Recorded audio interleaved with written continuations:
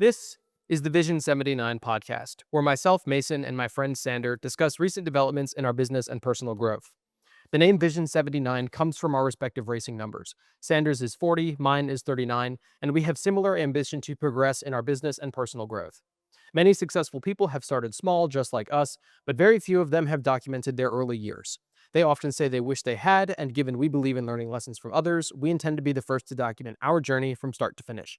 This is simply a documentary of our lives, and as such, we do not monetize these videos, so enjoy the ad-free content. Each episode is broken down into 3 segments, each covering our progress over the past week. We start by discussing our life updates, then our business updates, and lastly, we share any lessons we've learned over the past week. We have timestamps in the description to navigate these sections easily. Today is December 14th, 2025, and we're recording episode 90. So, what was your life like this week? I have two life updates. One, the left rear caliper on the Miata went out. Yep. So On our way home from podcast last week. yeah, well, I think it actually went out on the way here, and then pissed fluid on the ground Yep. while we did the podcast because I had a brake light going home. And I thought it was just like the e-brake stuck or whatever because the brake still felt fine. Yeah. And I was like, whatever, I'll just drive easy. And then I got home and the fluid was low and I could see that it was wet on that Right. left rear. So it was leaking out of the e-brake hookup. Gotcha. So it wasn't leaking out of like the piston onto the pads or anything. That's good. So I didn't have to worry about changing the pads or anything like that. Lucky, yeah. Yeah. So it's just leaking out of there. So I got a new caliper. I put that on yesterday. Let it works good. The e-brake adjustment doesn't work on it. Like internally it's broken. We had that screwed up. issue when we did it in college.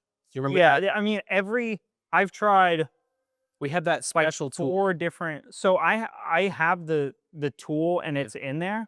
But it just spins. It doesn't. I remember. It will tighten, but then you like use it a few times and it'll loosen right up. We even had, I think, a new OEM one, and it didn't work. Yeah, I've tried it. Aftermarket. 2 OEM ones. Yeah. I've tried. I think I've gone through like 2 or 3 Duralast ones in the time that I've had the car. Yeah. I've gone, and then I've gone 2 other aftermarket routes, and every single rear caliper I've ever gotten for the car has been screwed up. Yeah. And so it just is what it is. Like I'm gonna run Duralast now, not because they're the best, but because they have lifetime warranty, and so I'm sick of buying calipers, and so I'm just gonna keep using them and bringing them back when they go. Yeah. But yeah, I mean the car works fine. It doesn't leak fluid. The e-brake just like won't tighten up on that side. The e-brake will still work because the right is grabbing, but it just takes a longer pull because the cable gets cocked. Yeah. But it is what it is. I mean, it's fine. I don't park on a hill at home, so it's You don't park on a hill, you don't go racing. Most of the brake is done in the front anyways. So, yeah. So that, and then business was just depressing. So funny enough, I wanted to go to the zoo because I just want to see like animals, Yeah. and just like chill. So Sammy and I went to the zoo on Saturday.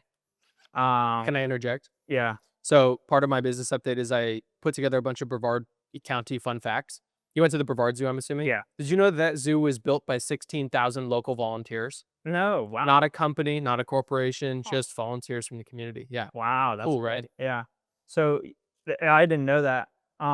We got to, see the giraffes, the different animals and stuff like that. Mhm. I got My cousin's girlfriend used to work in the rhino exhibit. Oh yeah, the rhino. I didn't realize rhinos were so big. I never Fuck. seen rhinos in person. Yeah, they're big. And what's crazy is They're that, like a large SUV.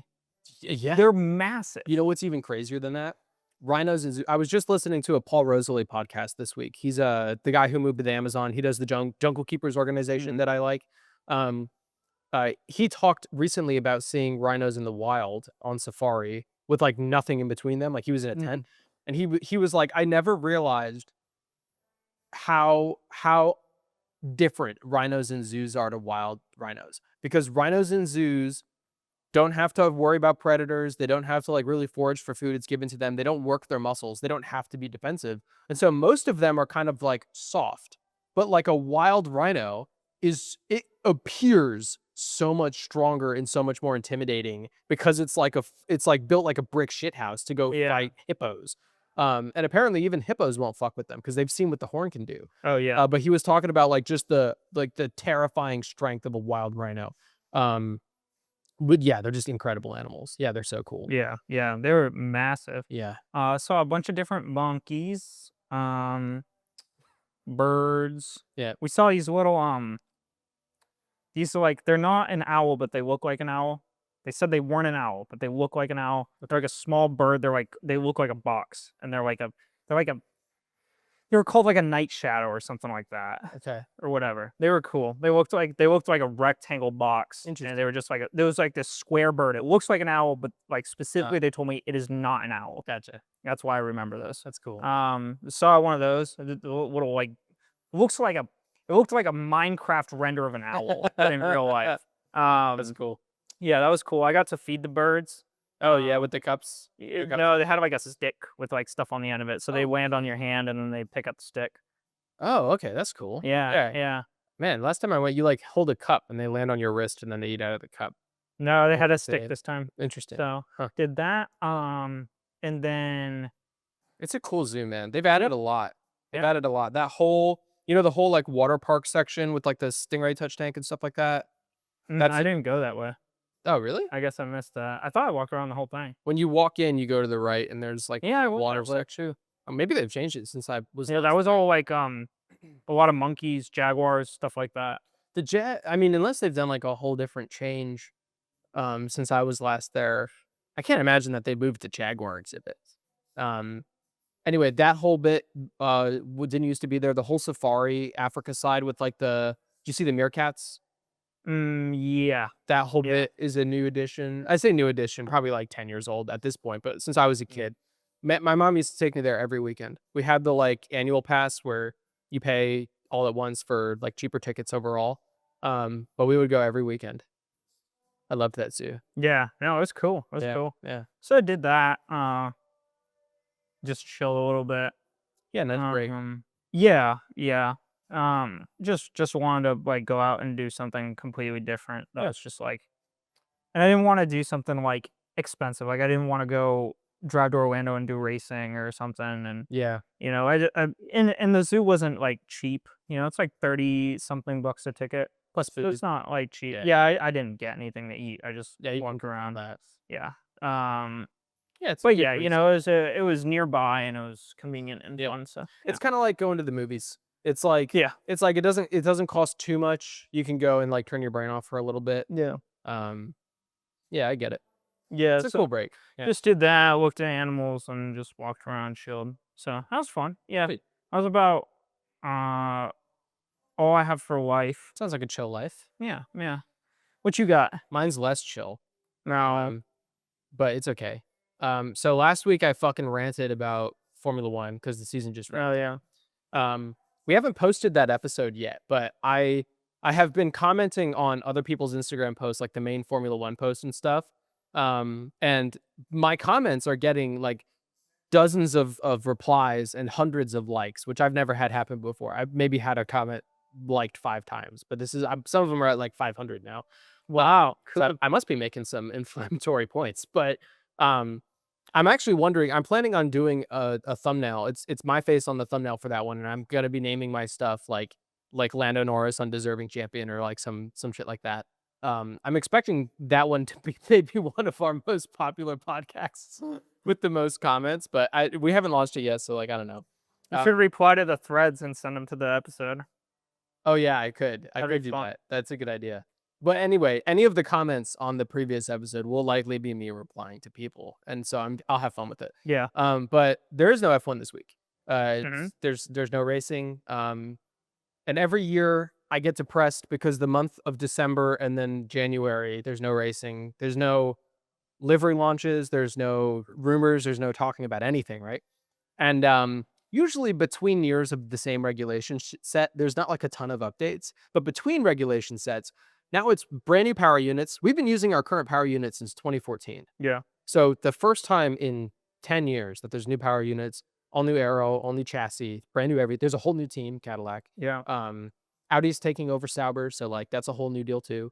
So there's Sauber's been around for a while too. Yeah, and they've got some great racing history, so it's kind of sad to Yeah, I see was them go. watching onboard one of their V10 cars Yeah. back in the day. That was cool. It's sad. I mean, Robert Kubica has his only win Yeah. Formula One with BMW Sauber. Um, I think that's BMW Sauber's only win. Is that right? I'm not sure. I can't remember. In any case, um, but in recent years they've been like real shit. They've not been good. And if a historical team isn't doing well, it's sad to see them suffer. So you go one of two ways. Either Williams, which was suffering and now they're bouncing back, it's great to see, or Sauber, you put him down like a sick dog and you let Audi have a go. And I'm happy to see Audi come into the sport. I like it when car manufacturers have teams, right? If I could have it my way, the second Red Bull team would be bought out by Porsche, and then I'd have my perfect grid, right? But I think we talked about that last week. Mhm. In any case, while I wait for news, um, everyone is doing their reviews of the Abu Dhabi Grand Prix and their like season reviews, and they're all just so depressing because Lando won. And earlier this week, I was thinking about it, and I was like, okay, my math last week showed that, you know, when you compare the number of races that Lando won to the number of races in the season, it's like in the bottom 25% of all champions, right? But it feels weaker than that. Like it feels like a weaker, like it feels to me like he just scraped the bottom of the barrel and got by the skin of his teeth. But there are other closer championships. So why does it feel different to me? And then I had the thought of, well, I wonder because Max was only 2 points behind him. That feels way close. Way close, right? I wonder if I compared the gap between P1 and P2 in the championship and then compare that from year to year how it differs. And so I have a couple fun facts here. I started delving into more F1 history and I found a couple fun facts that I didn't know. Firstly, Juan Manuel Fangio is the only driver to win championships with more than 2 teams. He won with Alfa Romeo, Ferrari, Maserati, and Mercedes-Benz. Mhm. Sterling Moss, the famous British driver he was the first British person to win the British Grand Prix, never won a world championship. And interestingly, he lost a world championship by, I think, 1 point in 1958. And he lost it because in the penultimate race, the second to last race, his championship contender was under investigation to be disqualified because he accidentally went the wrong way down the racetrack when he was doing a restart after a spin. And Sterling Moss stood up and said he shouldn't be penalized for that. He had to spin the car around, whatever, it was an accident. He should not be penalized from a driver's standings perspective.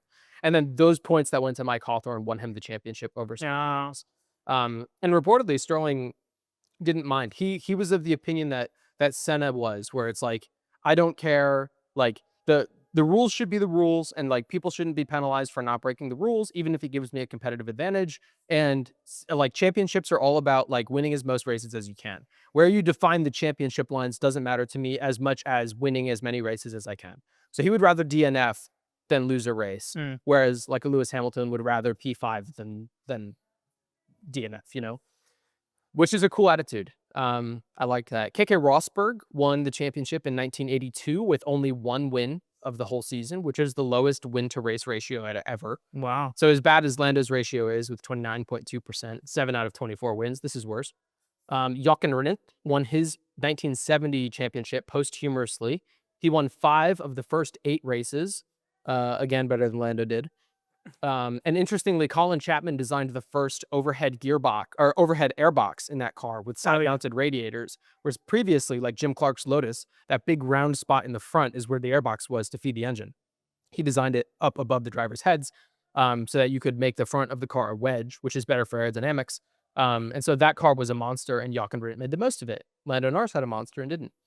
Let's see what else here. Niki Lauda won in 1984, just half a point ahead of Alan Prost. Yeah. And Prost would win his first title the next year in 1985. And so that's the closest title fight ever, is half a point between the two drivers. Lauda finished with 72 points, Prost was 71 and a half a point between them, right? And so when you compare strictly just on points, Lando was 2 points ahead of Max, Lauda was half a point ahead of Prost. Surely in the 1984 championship is closer, right? But that doesn't feel right to me. And so I realized, well, we should not be judging it based off of the point difference, but the ratio between the drivers. Because 1 point in 1984 is not equivalent to 1 point in 2025. For example, Lando finished this season with 423 points, and Lauda finished with 72. So that's not... Yeah, it would take you 5 seasons to get 400 something points. Exactly. And so they're not equivalent. Right. And so I did the math. There was I don't have the math in front of me, so I'm going off of reference. There's 648 points available in the 2025 season if you ran a perfect season from start to finish. 144 in 1984. That's a 4.5 to 1 ratio. So 1 point in 1984 is worth 4.5 in 2025. So a half a point between two drivers is actually worth 2.25 points.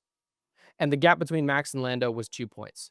So on percentage, this is the closest championship in F1 history. There's fewer points between the top two drivers than in any other championship ever. And so that felt gratifying to me because I was like, yeah, this does feel closer than what most people referring to it are describing, right? It does feel closer. And this matches what my gut feeling is, right? Yeah.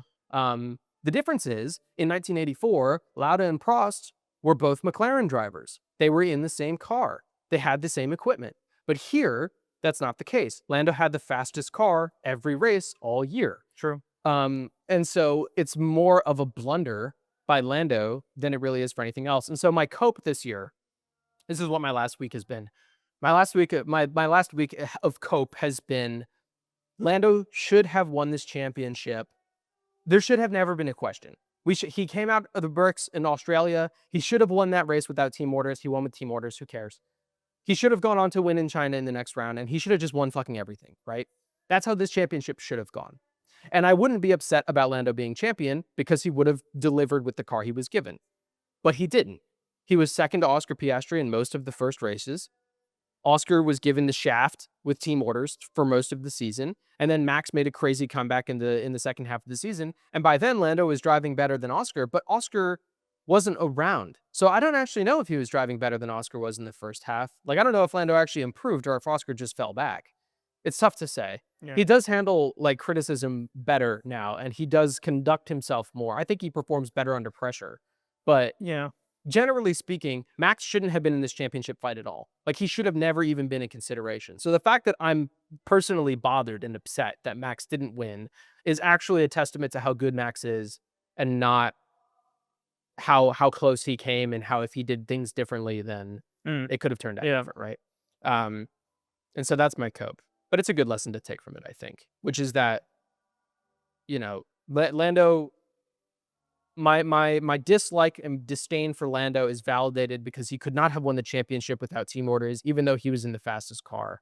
And the fact that Max even had a chance, is sniff at a chance, or like the closest margin in F1 history, is a testament to how great of a driver he is, right? Now on to my next point. Because after Lando won the championship, his dad, Adam Norris, started running his fucking mouth to the media. So I have a couple quotes from him. And I think, you'll relate to these because when you grew up karting, why did you stop karting? Why did you stop racing? I ran out of money. Mm-hmm.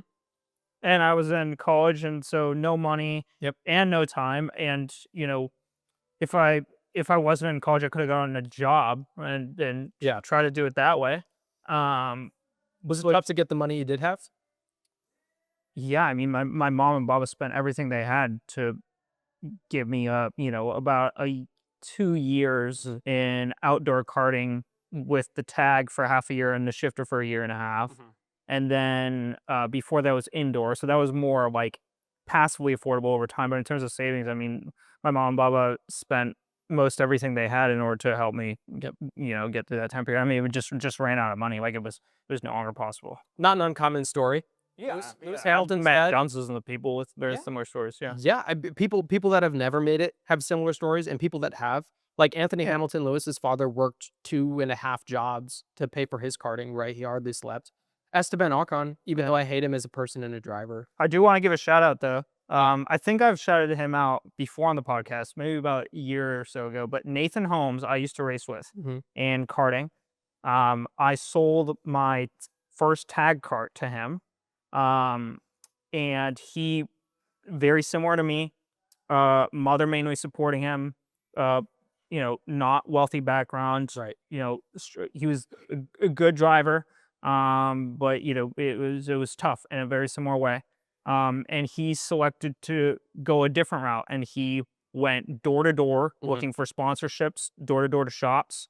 I believe he did go to college.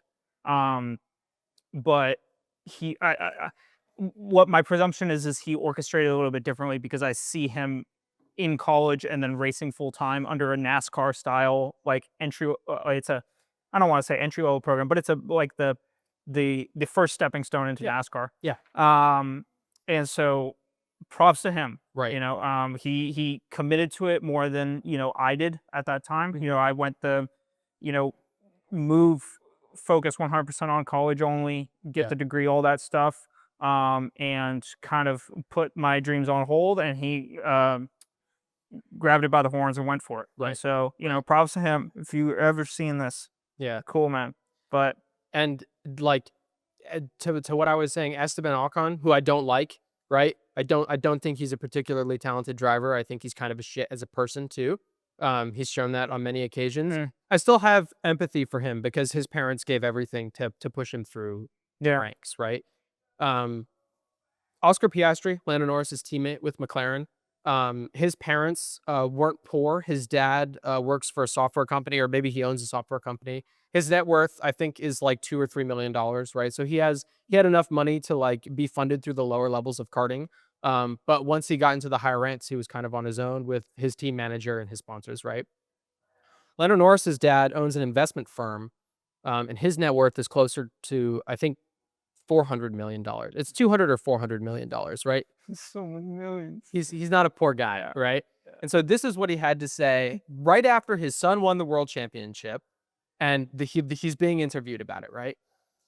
He said the places you'd go in karting, which no tourists would go to, you'd go to remote little tracks. I loved the journey. I really enjoyed every part of that journey, but it was really hard. It was really difficult.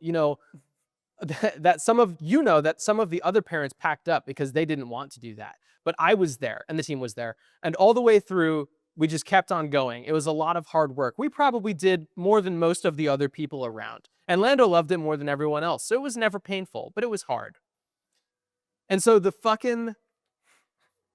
are many people in this world who would kill to have the problems you have. the hardest thing you've ever been through is the hardest thing you've ever been through, right? But like the tone deafness there is fucking crazy. What's crazier than that is that Adam Norris gave McLaren up to, I think it was just over $40 million to secure Lando Norris's test driver seat in McLaren before Oh, he was in wow. Formula One. How much money do you think Oscar Piastri's team gave to McLaren? Or I'm sorry, Oscar Piastri's parents gave to McLaren to get him into F1? Yeah, probably little to none. They didn't give him anything. Yeah. Because he was in Alpine's junior program, which they also didn't give any money to. So on raw comparison there, it's a bit tough, right? And what's even tougher than that is, I mean, there's the tone deafness, which is crazy. There's the actual fact behind it, which is that Lando didn't have to worry about funding at all, Mhm. right? Like he never got into his cart worried that if he didn't make this race happen, then maybe he wouldn't be able to race next weekend, or his family wouldn't be able to pay rent. They never had to worry about that. But also when your son has won the championship, you immediately like start taking all the credit for it, which is fucking crazy, like vanity to begin Yeah. with, right? Yeah. And then he went on to make a couple other inflammatory statements. One of the statements that he made was taking digs at other drivers' parents who weren't there at the championship finale, right? Because famously, in the press conference before the race, it was Max, Oscar, and Lando, and they were asking them if their families were there. Yeah. And Lando was like, "Yeah, my family's there. Like, I always bring them out to the finales. We have a celebrate the season together. We have a great time. I love my family."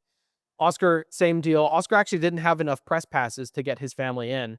And so he worked together with the head of the FIA to get extra passes to get his sisters to be there, because he was like, I know it's a long shot, but even if I lose, I want to share, the successful season with my family. I love them. And they were like, Max, what about you? And Max was like, yeah, I mean, halfway through the season, we didn't think that we would be in the title fight at all. So my dad is rallying in Africa. Yeah, I saw that He'd video. scheduled some other thing. My mom's at home with the dogs, right? And so there's like so many different ways that you can look at that, right? Like you can look at that from one perspective. It's sad because it's like your parents are only going to be there if you're winning, right? Which is a sad way to look at it when you see how Max was raised, Yeah. kind of abused, right? You could also look at it as Max has won enough times now that it's not that special to them. You could also look at it as, well, they didn't think that this was even going to be an opportunity. And so they were like, listen, if Max doesn't care about the season finale, then we don't care about the season finale, right? But in none of those scenarios is there like overwhelming, unwavering support from the parent base for Max there, right? I mean, it calls into question, like, do you have Max Verstappen as we know Max Verstappen without that parental background? without that course. style of upbringing, Yeah. right? Like, it's like some of the best comedians have had the hardest wives. Absolutely. You know, Yeah. it's like it's kind of like, do you really get one without the other? Yeah, absolutely. You know? And I mean, the Max Verstappen experiment with Yoss being like, abusive toward him, it's tough to watch and it's tough to listen to from like an empathetic perspective. But the fact that everything worked out the way that it has makes you kind of question like, okay, it's wrong to leave your kid at a gas station when he doesn't win a race. But also, if you don't do that, then maybe he doesn't make the overtake in the last lap of 2021. you Right. know? And so you're kind of tossed into a different perspective there, right? But in any case, for Adam Norris to be shit talking the other parents that aren't there at the finale, when the only reason that you would think that they should be there is because your kid has done a poor enough job throughout the whole championship that this guy has a shot of taking it from you. You should not shit talk that guy's parents, right? Fuck, your kid just won the championship. Just be excited for him. Don't talk shit about other people, right? So then he drops another fire quote and he goes, I'm trying to think. I don't remember who came second. Maybe in the past 10 championships, people have been ill or they've DNF'd, but you don't really remember it. You only remember the winner, which is fucking wild. Because do you remember who came in second in 2021? Yeah, Lewis Hamilton. And you don't even watch Formula One, right? Yeah, I don't. That's recent memory, right? Let's try some more difficult ones, some tighter ones. Do you remember who came in second in 2008? 2008 was Lewis Hamilton's first championship. Oh, Mick Schumacher? No. No. 2008 was Felipe Massa. Oh, it was. Okay. It was the last race was his home Grand Prix in Brazil. He won the race. He won the championship because Lewis Hamilton was going to finish, I think, fifth. He needed fourth, Yeah. right? I remember when Rosberg won and Lewis came second. That's right. That was 16. I was gonna say Yep. 15. I couldn't remember the year That's okay. quite, Yeah. but I remember that distinctly. Yep. I'll remember this year for This sure. year, Lewis Hamilton in 2008. Timu Glock, the guy running in fourth or fifth, I can't remember. Mhm. He just lost control of the car in the last corner, and so Lewis Mhm. Hamilton made up one place in the last corner of the last race. Oh wow. The Ferrari team were already celebrating Felipe Massa's championship win in a Ferrari 2 years in a row for Ferrari in his home country Oh when Lewis Hamilton crossed the line and people had to come over and say like, hey, listen, like Lewis just made up the last place in the last second. That's where the phrase "is that Glock" comes from because Timu Glock was driving slowly and Lewis got past him, right? So Felipe Massa, famously second place in 2008, right? What about 2007 when Kimi Räikkönen won? He snuck by 1 point ahead of Lewis Hamilton, Mm. who in his rookie season was on for a championship win, right? Yeah. Like I could go on, right? Yeah. It gets a little bit foggy for me going back. Right. But I remember some of the Right. main ones from more recent history. You know. And what's his face? Adam Norris. He said maybe in the last 10 years, right? So let's give him the benefit of the doubt. Since 2015, how many second place drivers can you remember, right?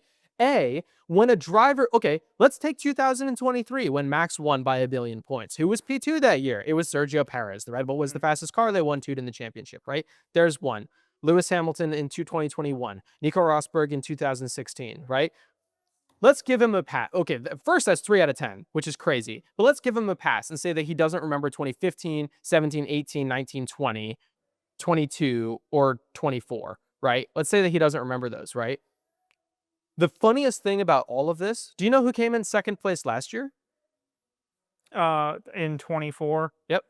I actually don't remember. It was Lando Norris. Oh. It was Why? his son. Huh. And that hit me like a fucking ton of bricks because I was like, oh my God, I remember so many of the second place runner-ups when the championship was close or when they had phenomenal drives or when it was interesting and they weren't just absolutely swamped. The ones that you don't remember is when someone came in second place and it wasn't even close, Yeah. right? Like fucking 2020, Hamilton won by a landslide to who? No one fucking remembers because he won by a landslide, right? 2023, like some people aren't going to remember because Sergio Perez was he had half the points that Max Verstappen did. Funny enough, this year, the smallest winning margin by 0.475% is the smallest in history. The largest in history, Max in 2023 with a 101% delta between him and Sergio Perez, right?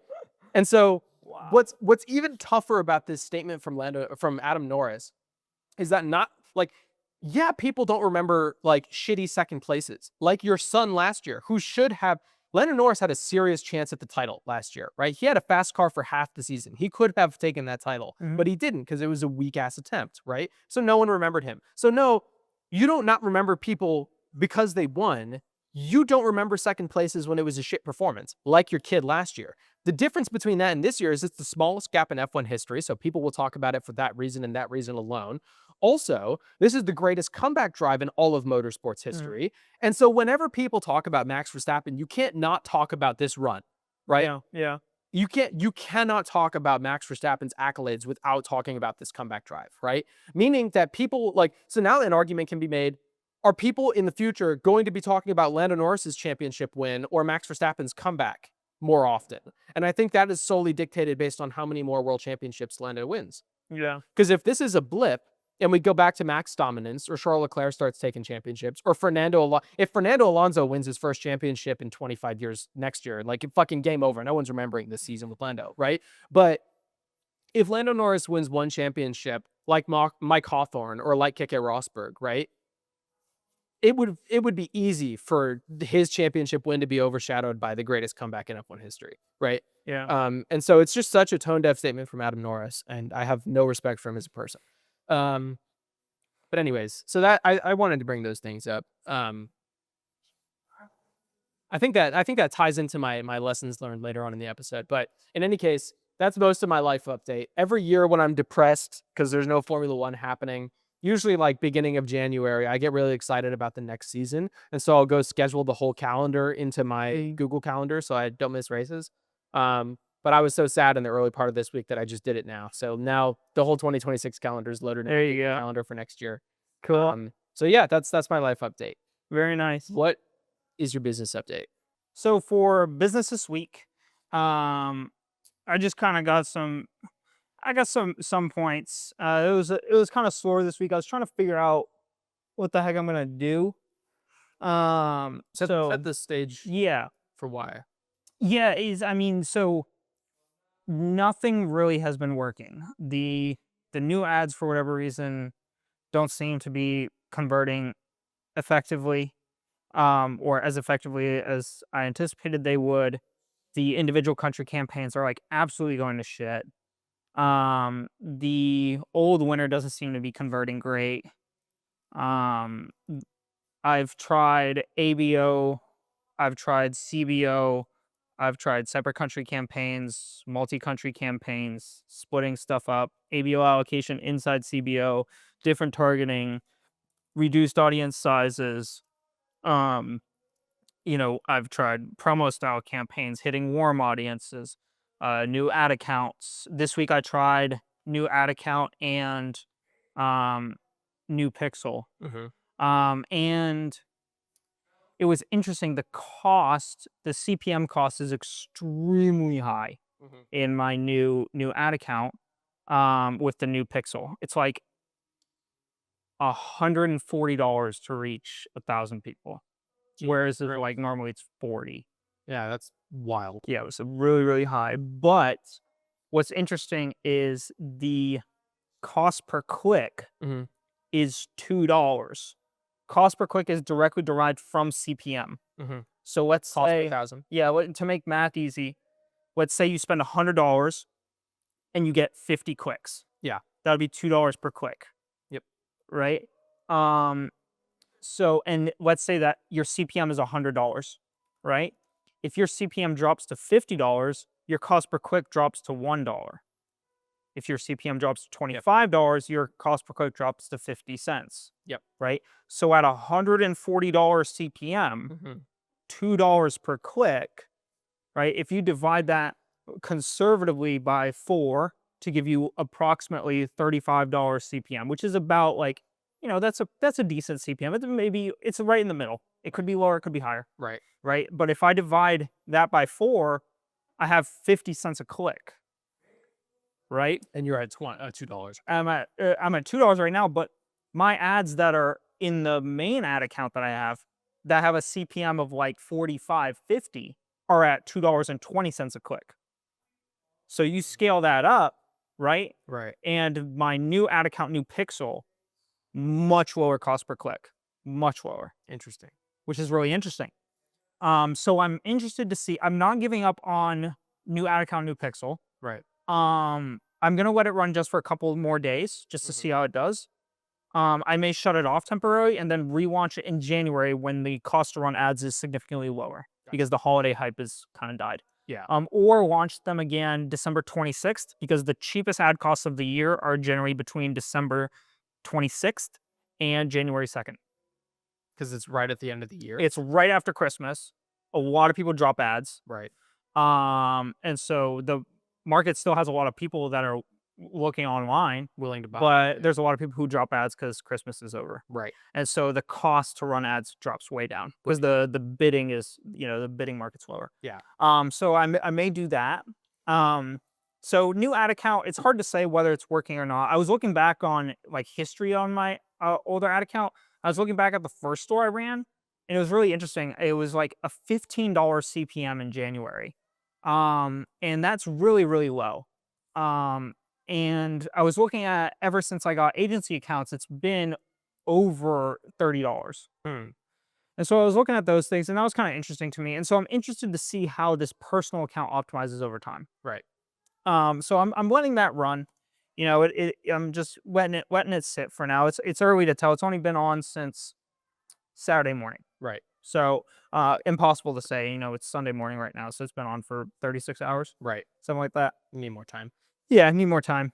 So some of the ads that I've been testing in ABO to the UK look okay. But the new ad account has some interest.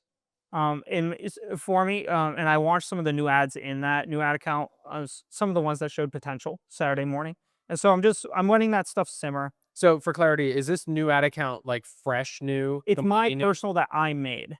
from years ago? No, so this is a new one I created, but I created it in a business manager, which is like the biggest umbrella, right? You have So it's ad the- accounts under your business manager. It's the same business manager, but a new ad account. Yeah, it's an old business manager I used to use for my first ever dropshipping Shopify store. Right. And it's just been sitting there.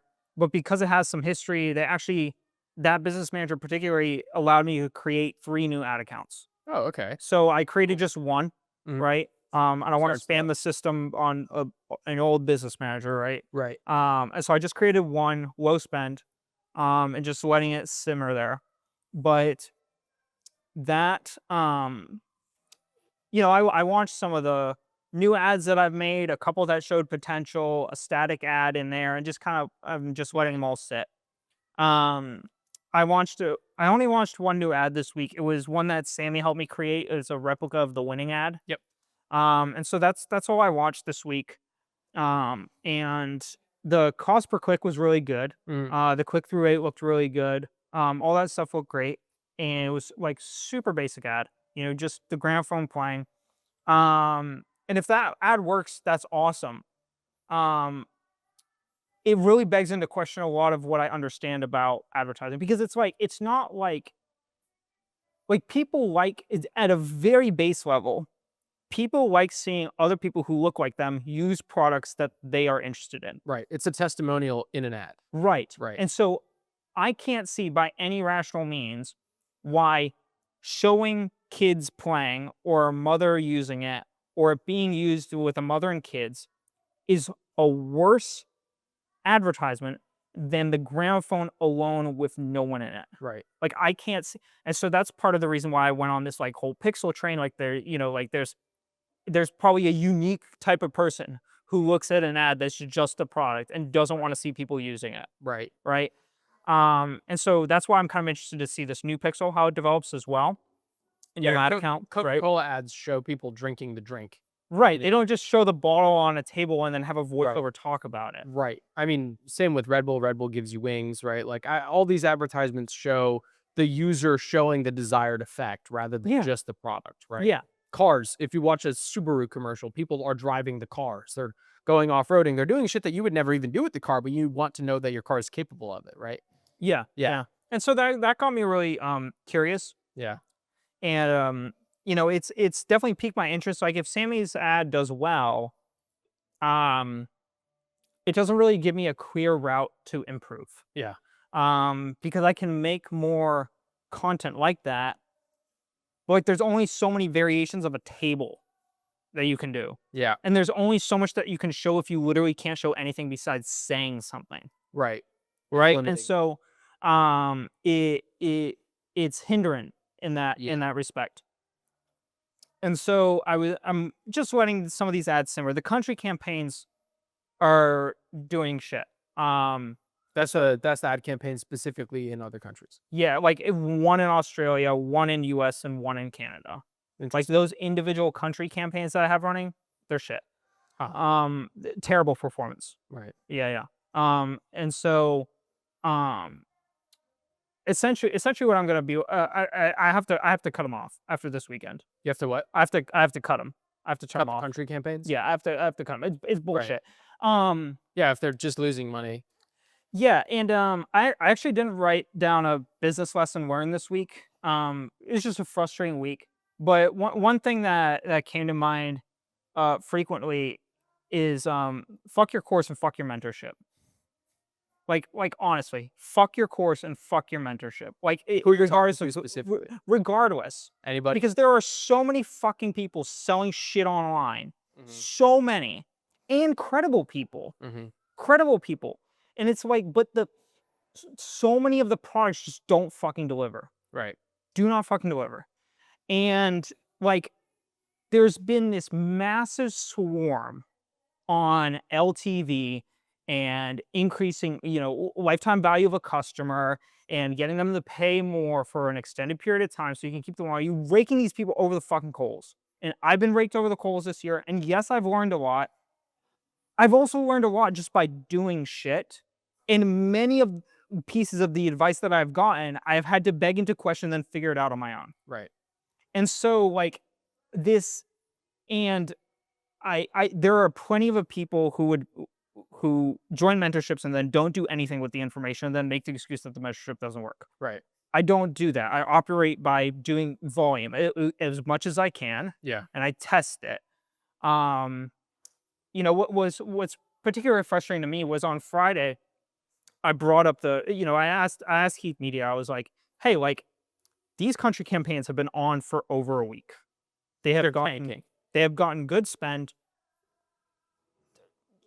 Tell me concretely why these country campaigns are performing 50% worse than my 3 country campaign that has been on for the exact same amount of time with the same ads. Why? Well, it needs time to optimize. And I was like, they've all had the same time to been a week. optimize.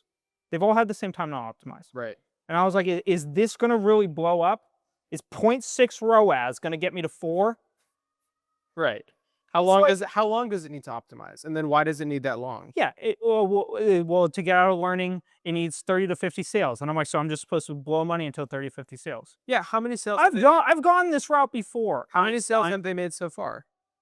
I don't know the quantity exactly, but I think how close to 30 to 50 are we? Between the 3 total, I think it's 25. So then how long are you going to wait? Another 2 month. months? Right. And it's like, it's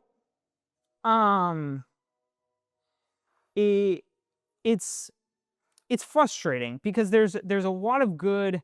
What I feel like has come out, and I've looked at a lot of these different mentorships and courses and programs. I've taken others in the past as well. Right. The trend that I've seen to go over time is that the free information gets better and better, which is awesome. Yeah. The free information should generate, or it will generally improve, because there will always be someone new coming to the market who wants an edge. Right. Who will bring a new mechanism or new piece of information to the market, and then other people also have to bring that piece in order to stay competitive. Right. So new information coming for free to the market will always increase over the course of time. Right.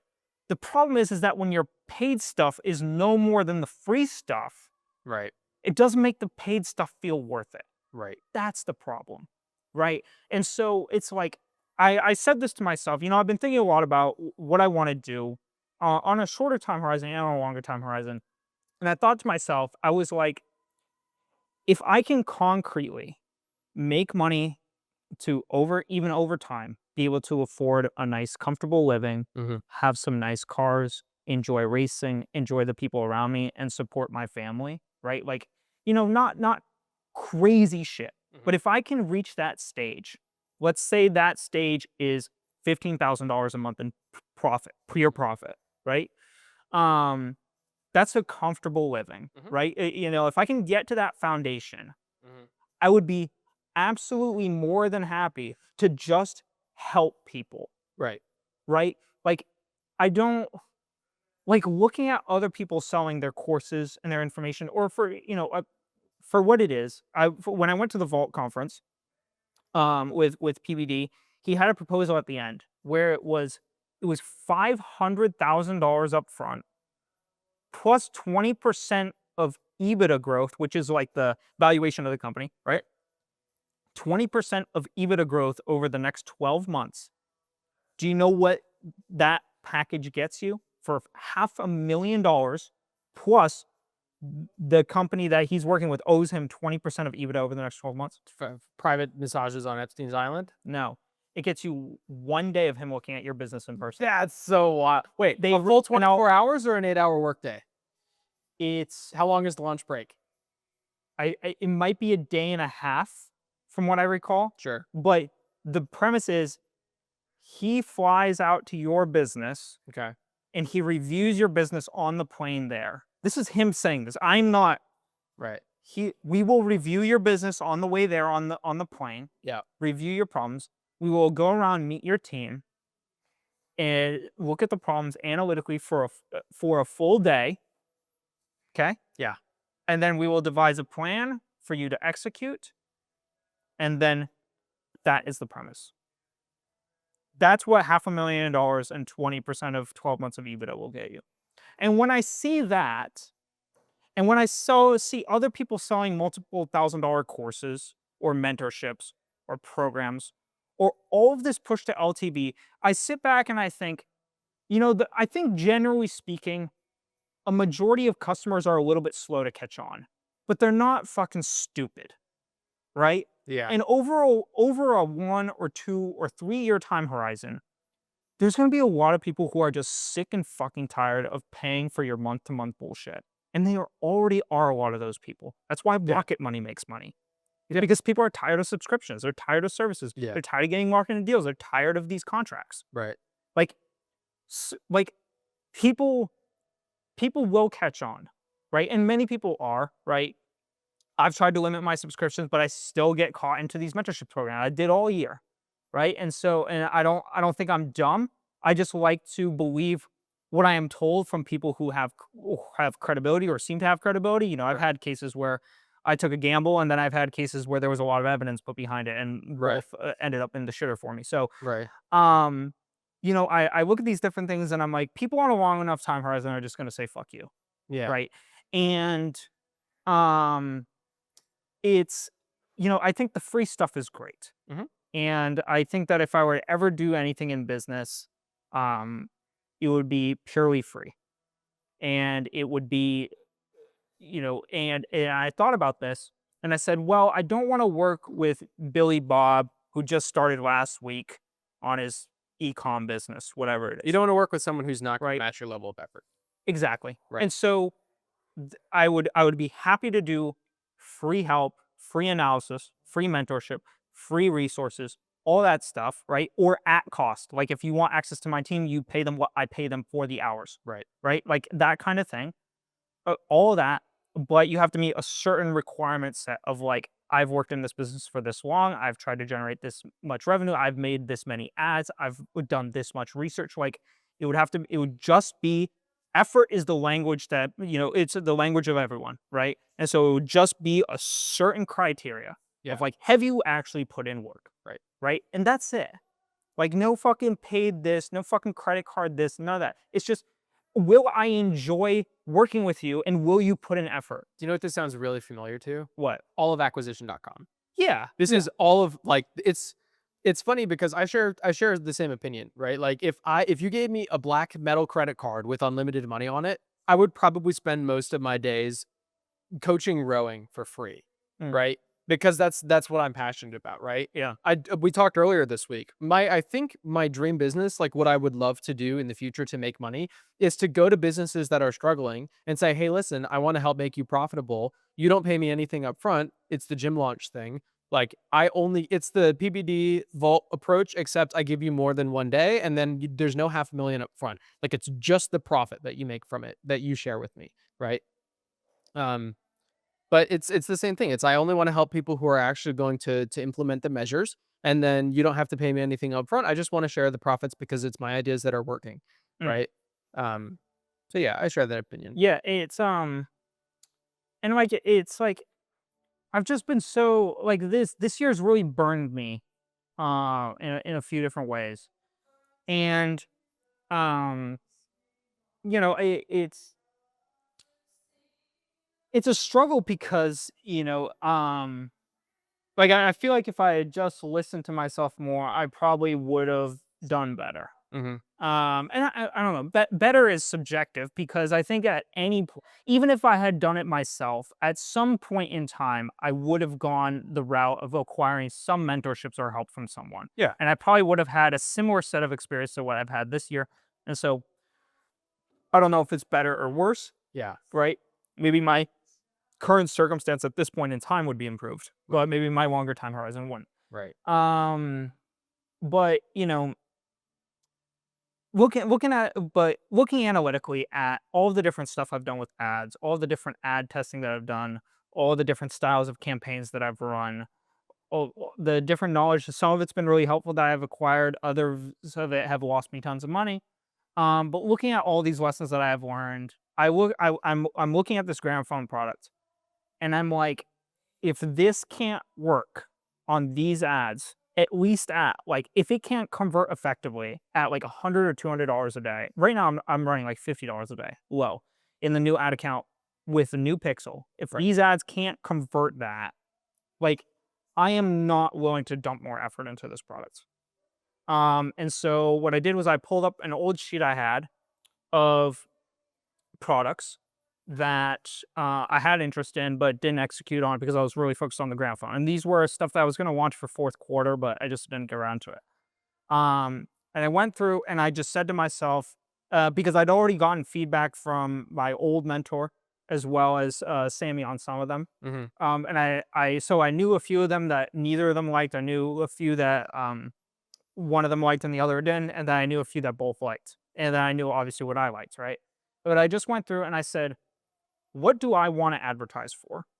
What do I want? What can I get that I would actually genuinely have interest in the product and have fun making ads for? Right. Because at the minimum, and so additionally, I decided I will be pursuing this business for longer, Mhm. try and make it work.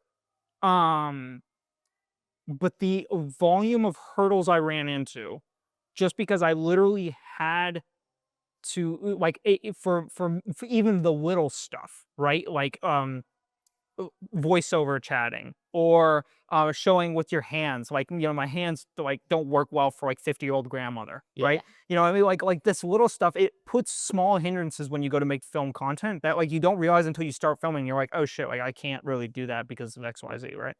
And so I was like, what can I film content with? What product do I like? What do I actually enjoy? What seemed to be hot? What did I identify as potentially working on Facebook, regardless of what other people said? Because Right. other people and their opinions have either helped me or they've hurt me, and it seems to be 50-50. Right. And the continuous trend that I've seen is if I listen to myself, at least I learn, Right. right? And so I got a new product that I'm working on launching. I'm genuinely excited about it. I think it's really cool. It's a so there are these blogs you connect together. They come in a pack of 51 pieces, 81 pieces, and 123 pieces. Okay. They're blocks you connect together, and it has a gear track in the center, Okay. and then it's this little train you put on a single car train. You put on the gear track, and it'll stick onto the gear track regardless of how you put the track. And so you could stack these blocks up vertically, upside down, around, loop de loop, and Okay. create all these different railway track configurations that like go up in the air and off the Gotcha. table and stuff like that. And it looks friggin' awesome. Mhm. The reviews are pretty darn good. A couple of people say that the batteries die too quickly, Mhm. but the batteries die after 7 hours. And in my opinion, if you have a tiny little train that lasts 7 hours So running that's a almost lot. continuously, that's pretty good. Right. And so I don't have a direct problem with that. Some people say that the train didn't work when it came in. That's okay because my supplier can offer free replacements for products that don't work. And I'm happy to coordinate with customers for that. So I'm happy with that. Right. No one has complained about the fitment of the blocks. That's good. Some people have said that the colors they received were different, but I can't personally verify that because I don't know what the person that they're buying from is doing. Right. The person they're buying from could easily be showing pictures of the product that doesn't align with what they're getting. Right. I know I'm showing pictures of the product of what they're getting. Right. So I can't take that. I take that at face value, right? Sure. But the reviews genuinely seem to be overall positive. A couple small complaints like that, stuff like that. Right. But I looked at the product and Sam was like, I don't know, like it's not that cool. And my old mentor thought like, no, like maybe not. I don't know. I identified it based on criteria that I had gotten very early on from my old mentor about how to identify winning products. And that was Facebook ads library. Look at what people are running that's new. Look at what people are scaling up in advertising. And then look at those products and see if you can replicate that. So I identified this product a while back as something that didn't have ads running, but had a lot of TikTok content out there with good engagement. And that was a green flag to test. And at that time I was told, nah, don't bother with that one. So I didn't. Why did he say that if it checks the boxes from his criteria? No given reason, which is part of the reason why I'm just like cut. Right. Because as we went into the fourth quarter, my feedback got more and more limited and more ambiguous. Probably because he doesn't understand why your stuff. Or he's just busy and he doesn't want to bother. Either one. But either way, it doesn't matter because my ability to learn is hindered. Right. Right. And so I was looking at this product and I pulled it up on Facebook ads library just for kicks. So I started this yesterday on the 13th. On the 12th, one company had launched 4 ads for that product. Okay. Which is a very good sign. Because there's not many ads for it. Fresh. There's not many people running ads for it. But people might be familiar through TikTok. Right. There's TikTok content out there for it. Right. And so potentially good sign. And so I'm looking at this product and I'm like, I've been miserable with dealing with this product and the hurdles that I have dealt with it. I at least want to entertain myself for the next 3 days to build out this product that I like. Right. And if it flops, it flops. I don't have anything to lose. It's currently fucking shitting itself. So it might as well shit itself with something I like. Right. And then after that, I have another product that I want to test. Sammy really liked it. And what is it? It's a 3D printing pen. Oh, I've seen these. Yeah, but it has like this like little digital display on the top that has like smiley face. It's like cute. Gotcha. And she loved it. Designed for kids. Yep. Cool. Yep. And it's easy for me to fulfill. It's on the cheaper end. It's under $20 to fulfill. And like Sammy told me, like she would easily pay like $35-$40 for it. Okay. Easily. Cool. And the margin. She was always really opposed to like the $55 price of the gramophone because she didn't feel it was worth that much. Yeah. Gotcha. And so those are the first 2 I'm going to test. The other thing I'm going to test after I very likely shut the country campaigns off, unless like I may give them 1 more day under some optimization that they give me, but like I'm done. But what I will also do is I'll test these products, and then I had something on the tip of my tongue. I just blanked it. The other thing I'm going to do is try to just drop the price of the gramophone.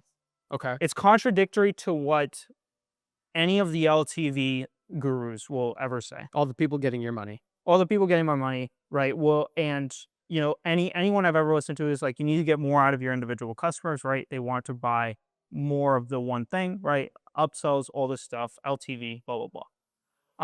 Upsells in more than one thing don't work for every product though. Like, if I'm at a car dealership and I'm shopping for a car, you're not going to upsell me to 2 cars.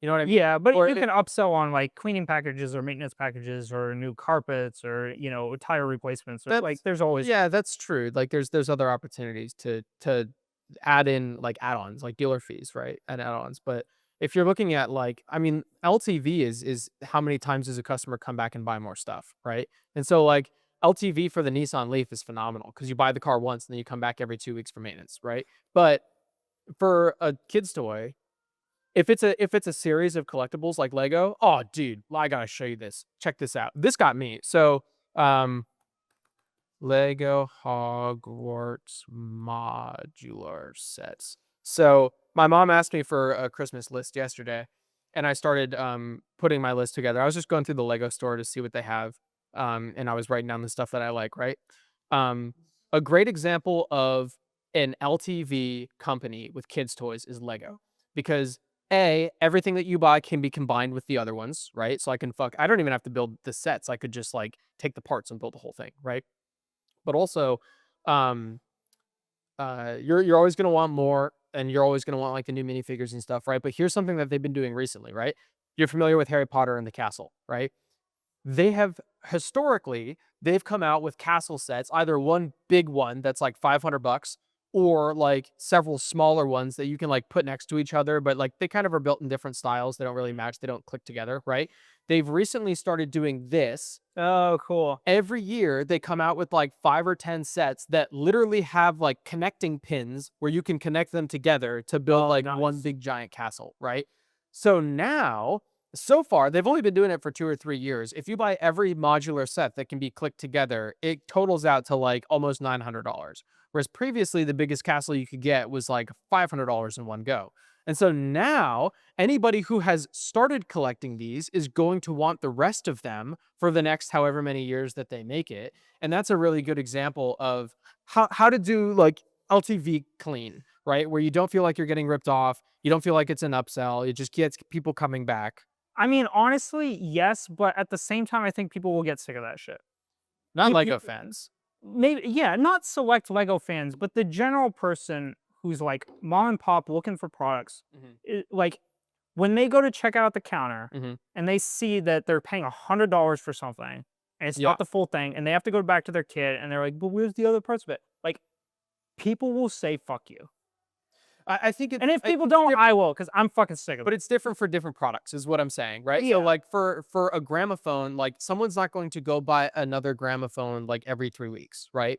But Right. someone could go buy new Lego every 3 weeks, Yeah, that's right? true. And so that's a good example where it's applied well. If you're selling a business course to teach people how to drop ship and you get them coming back every week for the same bullshit advice that doesn't work, then it doesn't apply, Yeah. right? And so like a good example is for your train tracks with the gears in them, right? Someone could come back and continue to buy those to get more tracks to build bigger True. things, Yep. right? So that's a good example where like the product adds on to itself and you don't have to buy all of it to get more.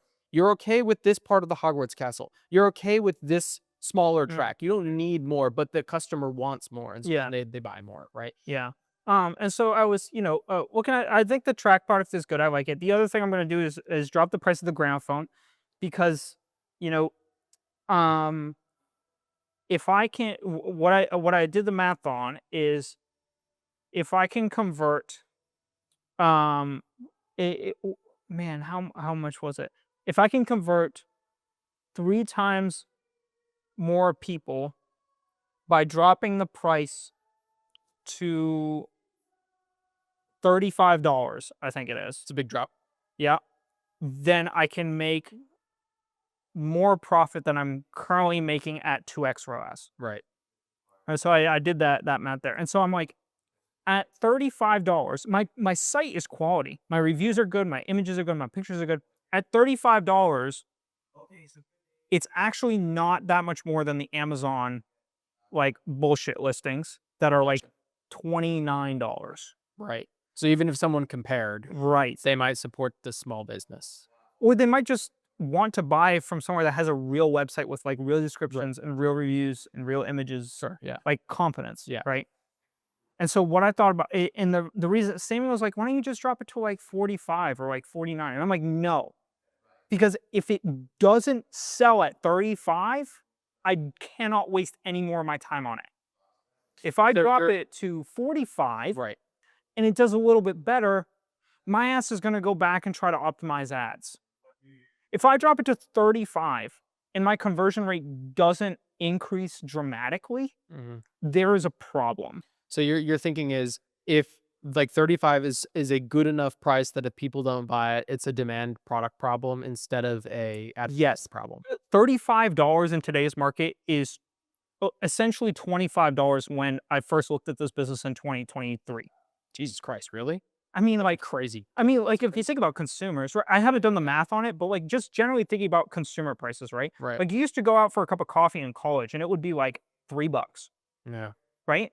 Today you go out for a cup of coffee, you go to Starbucks, it's like 5.50, Yeah. 6, Yeah. right? So like just thinking about consumer prices, like no inflation hasn't risen that much, Yeah. right? But like just generally things, the way things cost, Yeah. it is just all more. Lego's really bad with shrinkflation, where they have recreated sets with fewer pieces, so it's the whole thing is smaller, but then they still increase the price. Yeah. So not only is it inflation, but it's also shrinking the product that you actually get. Yeah. So like there's a real world. Shrinkflation, that's a real thing too. Like Yeah. all of the fast food meals have gotten smaller. Yep. All the And drinks they have gotten charge the smaller. same or more for it, right? Yes. Dude, you know what's crazy? I eat Subway every once in a while because it's close to the bar. Yeah. And I sing the $5 footlong song on my way to the Subway, right? And it's fucking $11 for a sandwich now. It's like fucking crazy. It's so Yeah. crazy.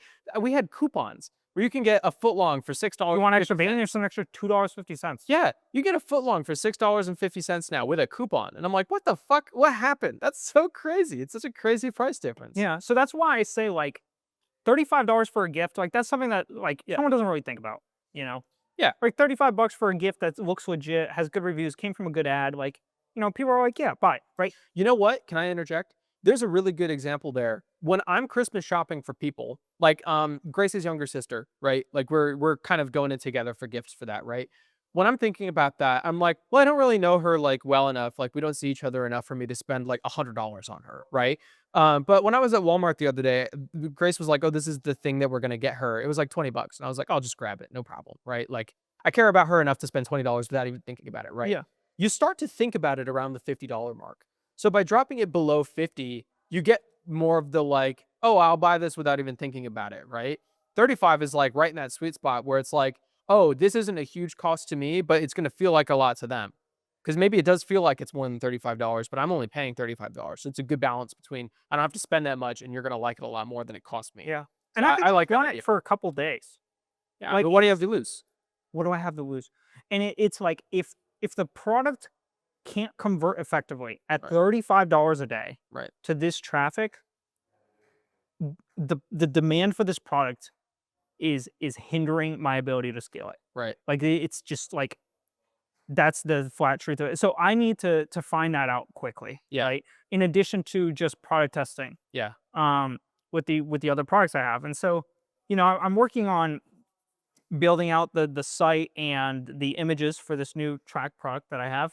And it's part of it's depressing. Like, it really hurts to look at like the literal tens of gigabytes of like, I think with all the ads I've made, it's like hundreds of gigabytes worth of content and footage and ads and research and data and spreadsheets and time invested that I've made into this product. Yeah. Right. Like it is like this week was very demoralizing, Right. which is why I was like, I just want to go to the fucking zoo. Like I'm sick of looking at this. Right.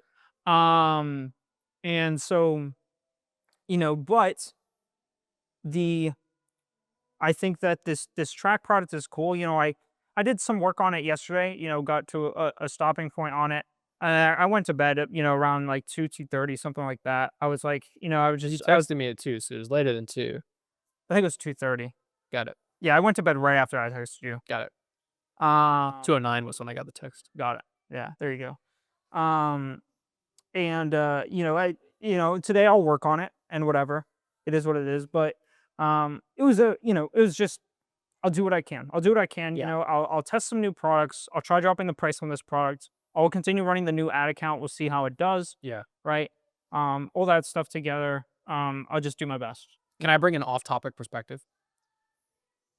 The more I think about it, the more I really like the first solo dropshipping product you did with the jerry can hand pump, right? Mm. When Alora's truck broke down a few weeks ago, she was really low on gas. And so some of her friends brought a jerry can, right? And there were 2 of us, and it was a pain in the ass to work even with 2 of us because you got to fucking force it down in the thing and the gas spilled everywhere and it's a pain in the ass. I had to fill the Firebird a few times with gas when my fuel pump broke and I had to drain it and fill it back up. It's a bitch to do on your own. It sucks even with two people, right? I think what I really like about the jerry can handle pump that you had as one of your first products is it solves a very obvious problem and it works well. Hmm. Like, I thought to myself in that instance with the truck, I was like, if I was still working on cars regularly, I would have bought that product by now. That's something that I would use frequently enough to, when I'm watching an advertisement for it, it explains what it is without even needing context, right? And it solves a problem. And if the reviews are good, then it solves a problem well. And it's one of those things where I'm like, maybe I should buy it just in case, right? Yeah. A similar example is the emergency handle kits that break glass or cut seat belts, right? When you're Yeah. stuck. I have one in my car that I just bought when I saw it because I was like, I feel like I should have that, right? It solves a problem without even like needing to explain it. And I think that there's I'm developing this thought as I'm talking out loud, but I can see a distinction between products that are problem solving products and then problems that are enjoyment. Like Lego does not solve any problems for me. I just like it, right? Yeah. But when I see products that solve problems, even if it's not a problem that I have, if I see that it works well, I log it in my brain, and it sticks with me, and I continue to think about it. Um, Yeah, and one of the other things I can do after I test these mom niche products yeah. is I can relaunch the store with the fuel pump and the ads. Well, that's what I'm thinking is that if these other ones don't work, right? I don't think all is lost. I don't think drop shipping as a business model doesn't work, right?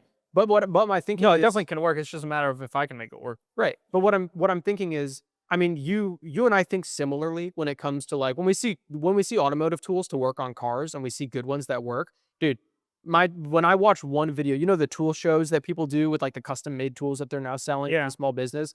I I watch those videos for long enough that immediately it becomes my whole TikTok feed because those things are interesting and I like them, right? Yeah. And that's the way that my brain is wired is, oh, I might have that problem in the future, so I should buy it now. So even if the new products that you're working on don't work, I think that there's still a whole other avenue that you could pursue of problem solving products, which I Yeah. think could have the potential to do very well, even if the kids ones don't work. Yeah. The reason I haven't launched the fuel pump site is because when the pirated code on the store I'm running now with the gramophone, Hmm. when I cleanse that code, it cost me $350. Yeah. And at the same time, my old fuel pump site also got hit because it ran off that same code. Also 350. And I haven't paid that 350 yet because it's $350. Of course. Right. And so, um, that would be an added cost of me launching that, which is why I haven't done it yet. Right. And 350 could get me a test on like 1.5 products, Yeah. right? And so I'd rather launch with what I have going right now, potentially save some money and invest in stuff that I still like, Right. that I think is still really good. And the other thing I like about the train track is I did some research on it, and the prices that I can sell it for are actually comparable to what um like Walmart will list everything under the sun because there are third party retailers like Amazon that'll list it. So it is listed on Walmart, Right. right? But the price on Walmart is very similar to what I can list it for. Gotcha. And the prices of a couple other people that have it is also similar. And there's a little bit more competition, like genuine competition Hmm. for this. So it might be a little bit trickier, Hmm. right? But the one main competition that's like actually branded um is like they're selling the same products, but what they've done is they've individualized all the components as well. So they sell the same box and then they also can sell the individual pieces. Modular system. Yeah. But it's the exact same product. It's just a branded box. Right. But their track, the all of their prices are 2 times what I would sell it for to still make a profit. So you could undercut the So cost if I sell it for 65 on a base set, they're selling it for like 120 plus. So that also means there's room for you to potentially grow if you list at your like Walmart level prices and you're profitable, but there's someone else doing it for twice the price, and there's room in there for you to upscale your prices if it does work too. So Yeah, yeah, or just like gain traction without it being an immediate fight against price. Because that's one thing about the gramophone product was like I am fighting against price. it's a race to the bottom. Yeah, Yeah. it's a bottoms race, and if I can make money at the bottom, I'll see. Right. right? I don't think I can effectively increase the product price unless I there is no way that I can increase the product price in good faith because Of I the can't, gramophone. of the gramophone because I can't brand it or make the product better.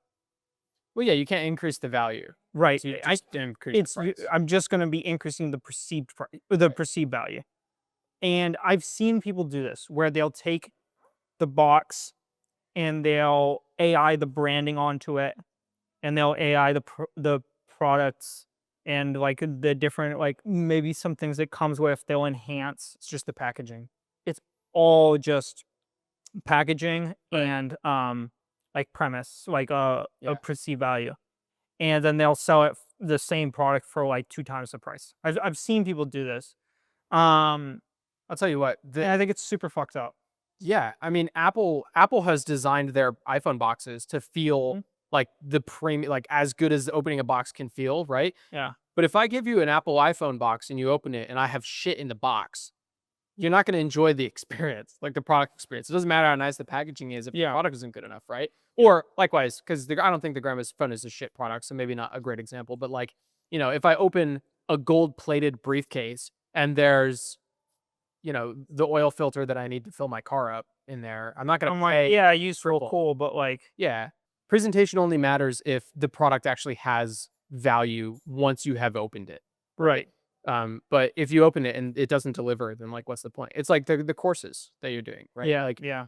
if the courses were presented in a really effective manner and then you took the courses and you learned a lot and it led to profitability, then great. But the courses were pitched to be one thing and then they're under delivery. And so Yeah. I it's mean, not they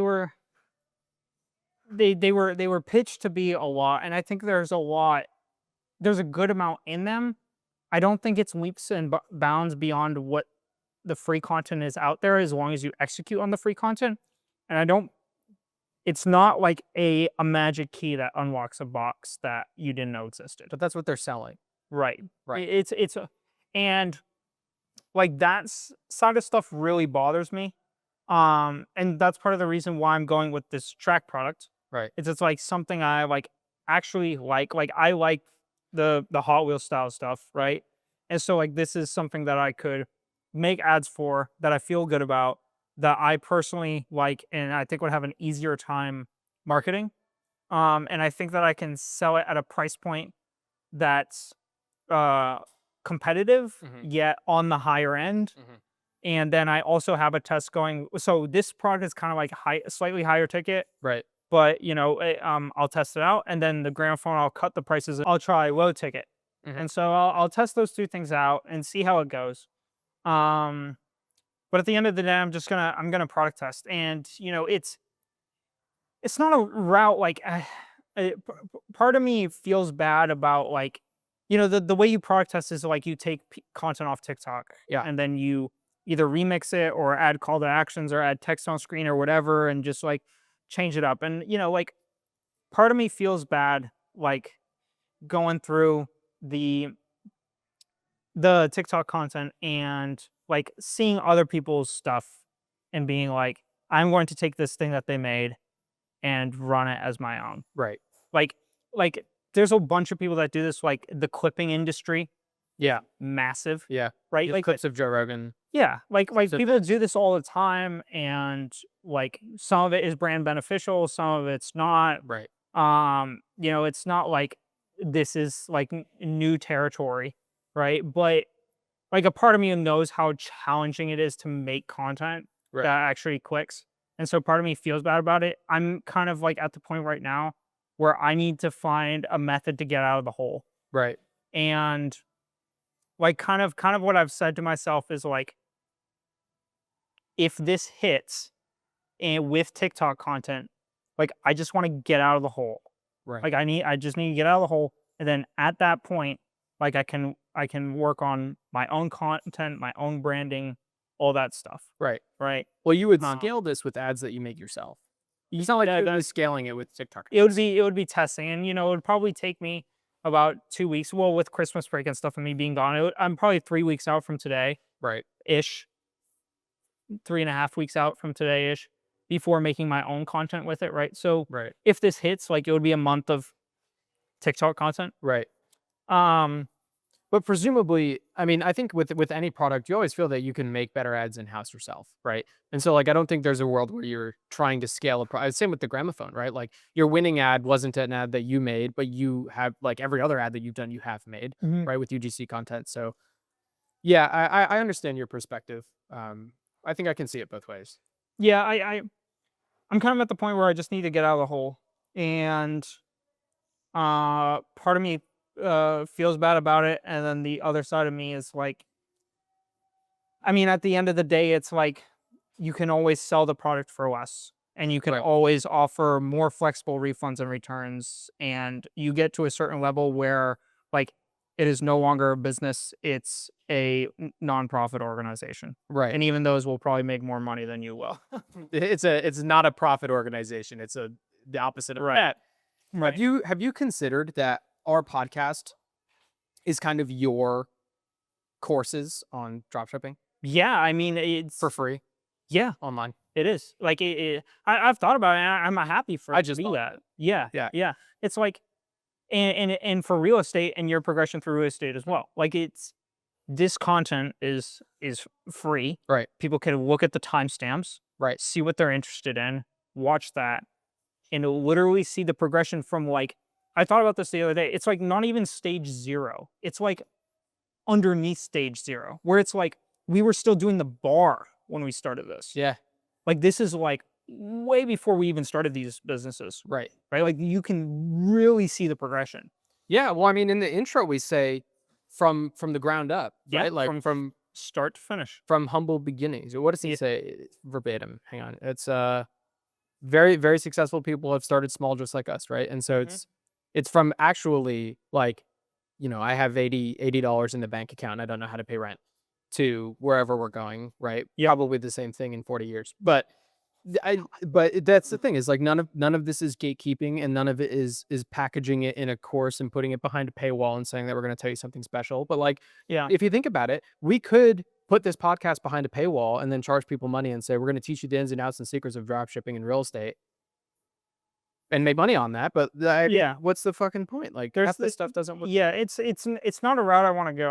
Right. I really want to I love the Hormozy principle of taking something that people already want, making it free, and then monetizing a different way. Dude, yeah. And you know, I like this I like giving out information for free. I like giving out help for free. I like all this stuff, right? Right. The question for me would be, I don't have a clear vehicle to monetize it a different way. Mhm.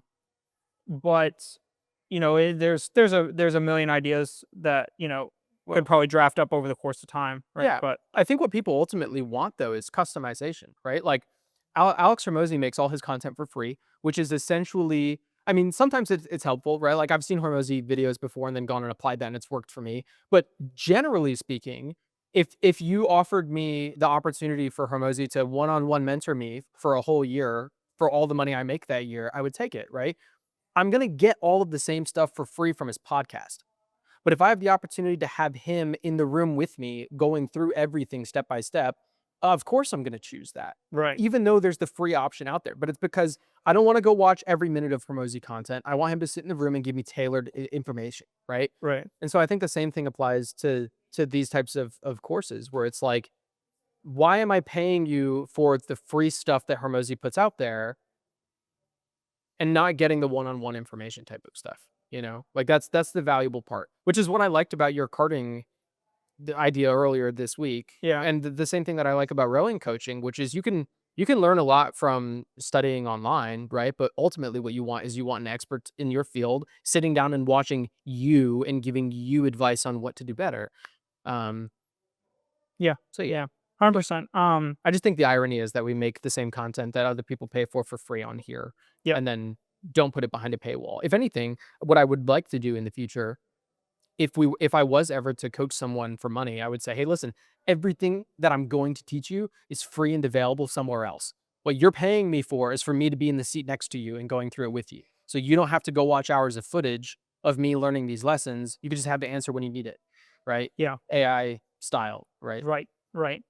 Um, But that kind of wraps up my business stuff this week. I'm going into this coming week with a couple more ad tests, some price tests, some product build outs, and continuing to try and push the business forward. And my last point is I did have an interview with Blue Origin. They really liked me. Cool. I thought they might. Yeah, after like 10 minutes on a 30-minute interview, she's like, "You already made it to the next stage." That's sweet. Yeah. What's the next stage? 45-minute interview with the manager for that sub team.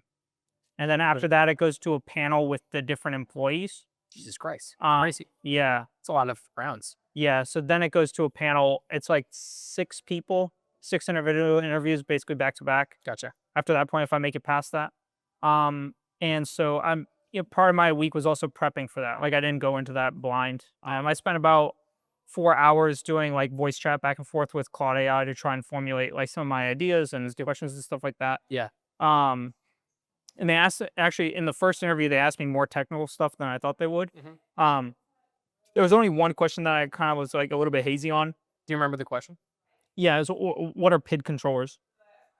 PID controllers? Yeah. PID controllers. Program identifier controllers? I don't think that's the acronym for it, or I don't think that's the full control name. But essentially, what they do is they regulate fluctuations within a given system. Like, let's say you're trying to regulate pressure, like it'll regulate a valve to maintain a pressure. Gotcha. Right. Gotcha. But I didn't know much beyond that. Got it. Proportional integral derivative controller. There you Does that go. sound right? Yeah. The PID controller adjusts the engine's power output to restore the vehicle to its desired speed. Yeah. So that's a version of a PID controller. Got it. That's a program specific thing. I understand. Yeah, but I That's not mean, we consistent. use them at or you use them at NASA, but I hadn't worked with them really. Sure. It's just more of a software side thing. Right. But she did ask me like, "Do you have any software experience?" And I was honest. I was like, "I don't have any software experience at all from work. I did not work on the software. I mean, I sat at console. I can work in software, but I've not built software for the program. The only coding I have is well, so I have C++ from college, but I did a lot of coding on the website. Right. So I was like, I have experience just from personal website building with CSS, with JSON, with liquid code, which is kind of like a looser code, and HTML. Right. But this is not work related. Like I was clear, like it's not work related. It's personal. I have experience with it, but it's all been personal. Right. And she was like, "No, that's great. Like, love that." Yeah. And so she really liked me. I'm interviewing. I applied for level 3. I'm interviewing under the premise that I would go in under level 2 if I got hired. Gotcha. I wonder why that is. Just because I don't have enough experience for a level 3. Oh, did you bring up the level 2? No, that was the first thing that she said. Got it. Okay. She was like, "I've been hiring test engineers for a long time. I can see from your resume you'd definitely be a level 2." And so the first thing we went over is like salary. So it's like 101 to 108. Yeah, that's what I was figuring. I figured for a level 3 you'd be closer to 120. So I guess for level 2 that kind of matches. Yeah. But still, 6 figures is great. Yeah. I was talking with one of my old coworkers that now works at Blue Origin, and he was like, "Honestly, dude, like they do work you to the bone." And kind of my perspective on it is like, I will do what is required to get out of this hole. So does your last job. And like, Yeah. work you to the bone is subjective, right? Yeah, he was saying like 60 to 70 hours a week of like constant intense work. Oh, So well, that kind of sucks. yeah, so this job would likely be painful for different reasons, I think, than the NASA job was. Yeah. Kind of the perspective I have on it is I will do what's required, and Yeah. I will do my best to make it out of the hole. The other option I have is kind of a far shot of trying to work with a racing team and actually moving to do that. Right. So it would be something like moving to the Titusville area so that Sammy could be closer to KSC and I could be closer to somewhere like DeLand or Orlando. Yeah. Where there are actual racing teams and then working on those racing teams. Right. Or the card idea I had with like coaching in person on track. Like those are kind of like the far off shoots. But I want to continue trying to push the e-commerce model because I know it well. Right. And the Blue Origin job is a potential safety net. Yeah. And Yeah. so I want to take that seriously. Yeah. And, I'm working on preparing for the Tuesday interview as well in the midst of all this. So I have more things that I'm juggling than I want to between like the job interview and like I'm not the type of person who likes testing several different products and just like iterating quickly. Like I like to think about Right. like what I'm testing, but I'm leaning on AI heavily to help me through it in Right. terms of like analysis and proposals. And so that's not something I love doing, but it is valuable in the sense that it puts me in the mindset of get something out there that's good enough and then just test it to see if it has legs. Right. Like from that perspective, I think that's a good lesson. Yeah. And so I'm just trying to work through all that stuff as best I can this week, and kind of see what happens. Yeah, I You think the know, Blue Origin job, even if you get in there and they work you to the bone, and after like 2 months, you're like, listen, I got to tap, I got to pull the chute because this is just too much. It still looks great to have on your resume, right? So, like, if you yeah, did want to pivot into something else, I mean, there's plenty of government jobs out there where the like standard of work ethic is like really low, right? Doge hasn't gotten to all of them yet.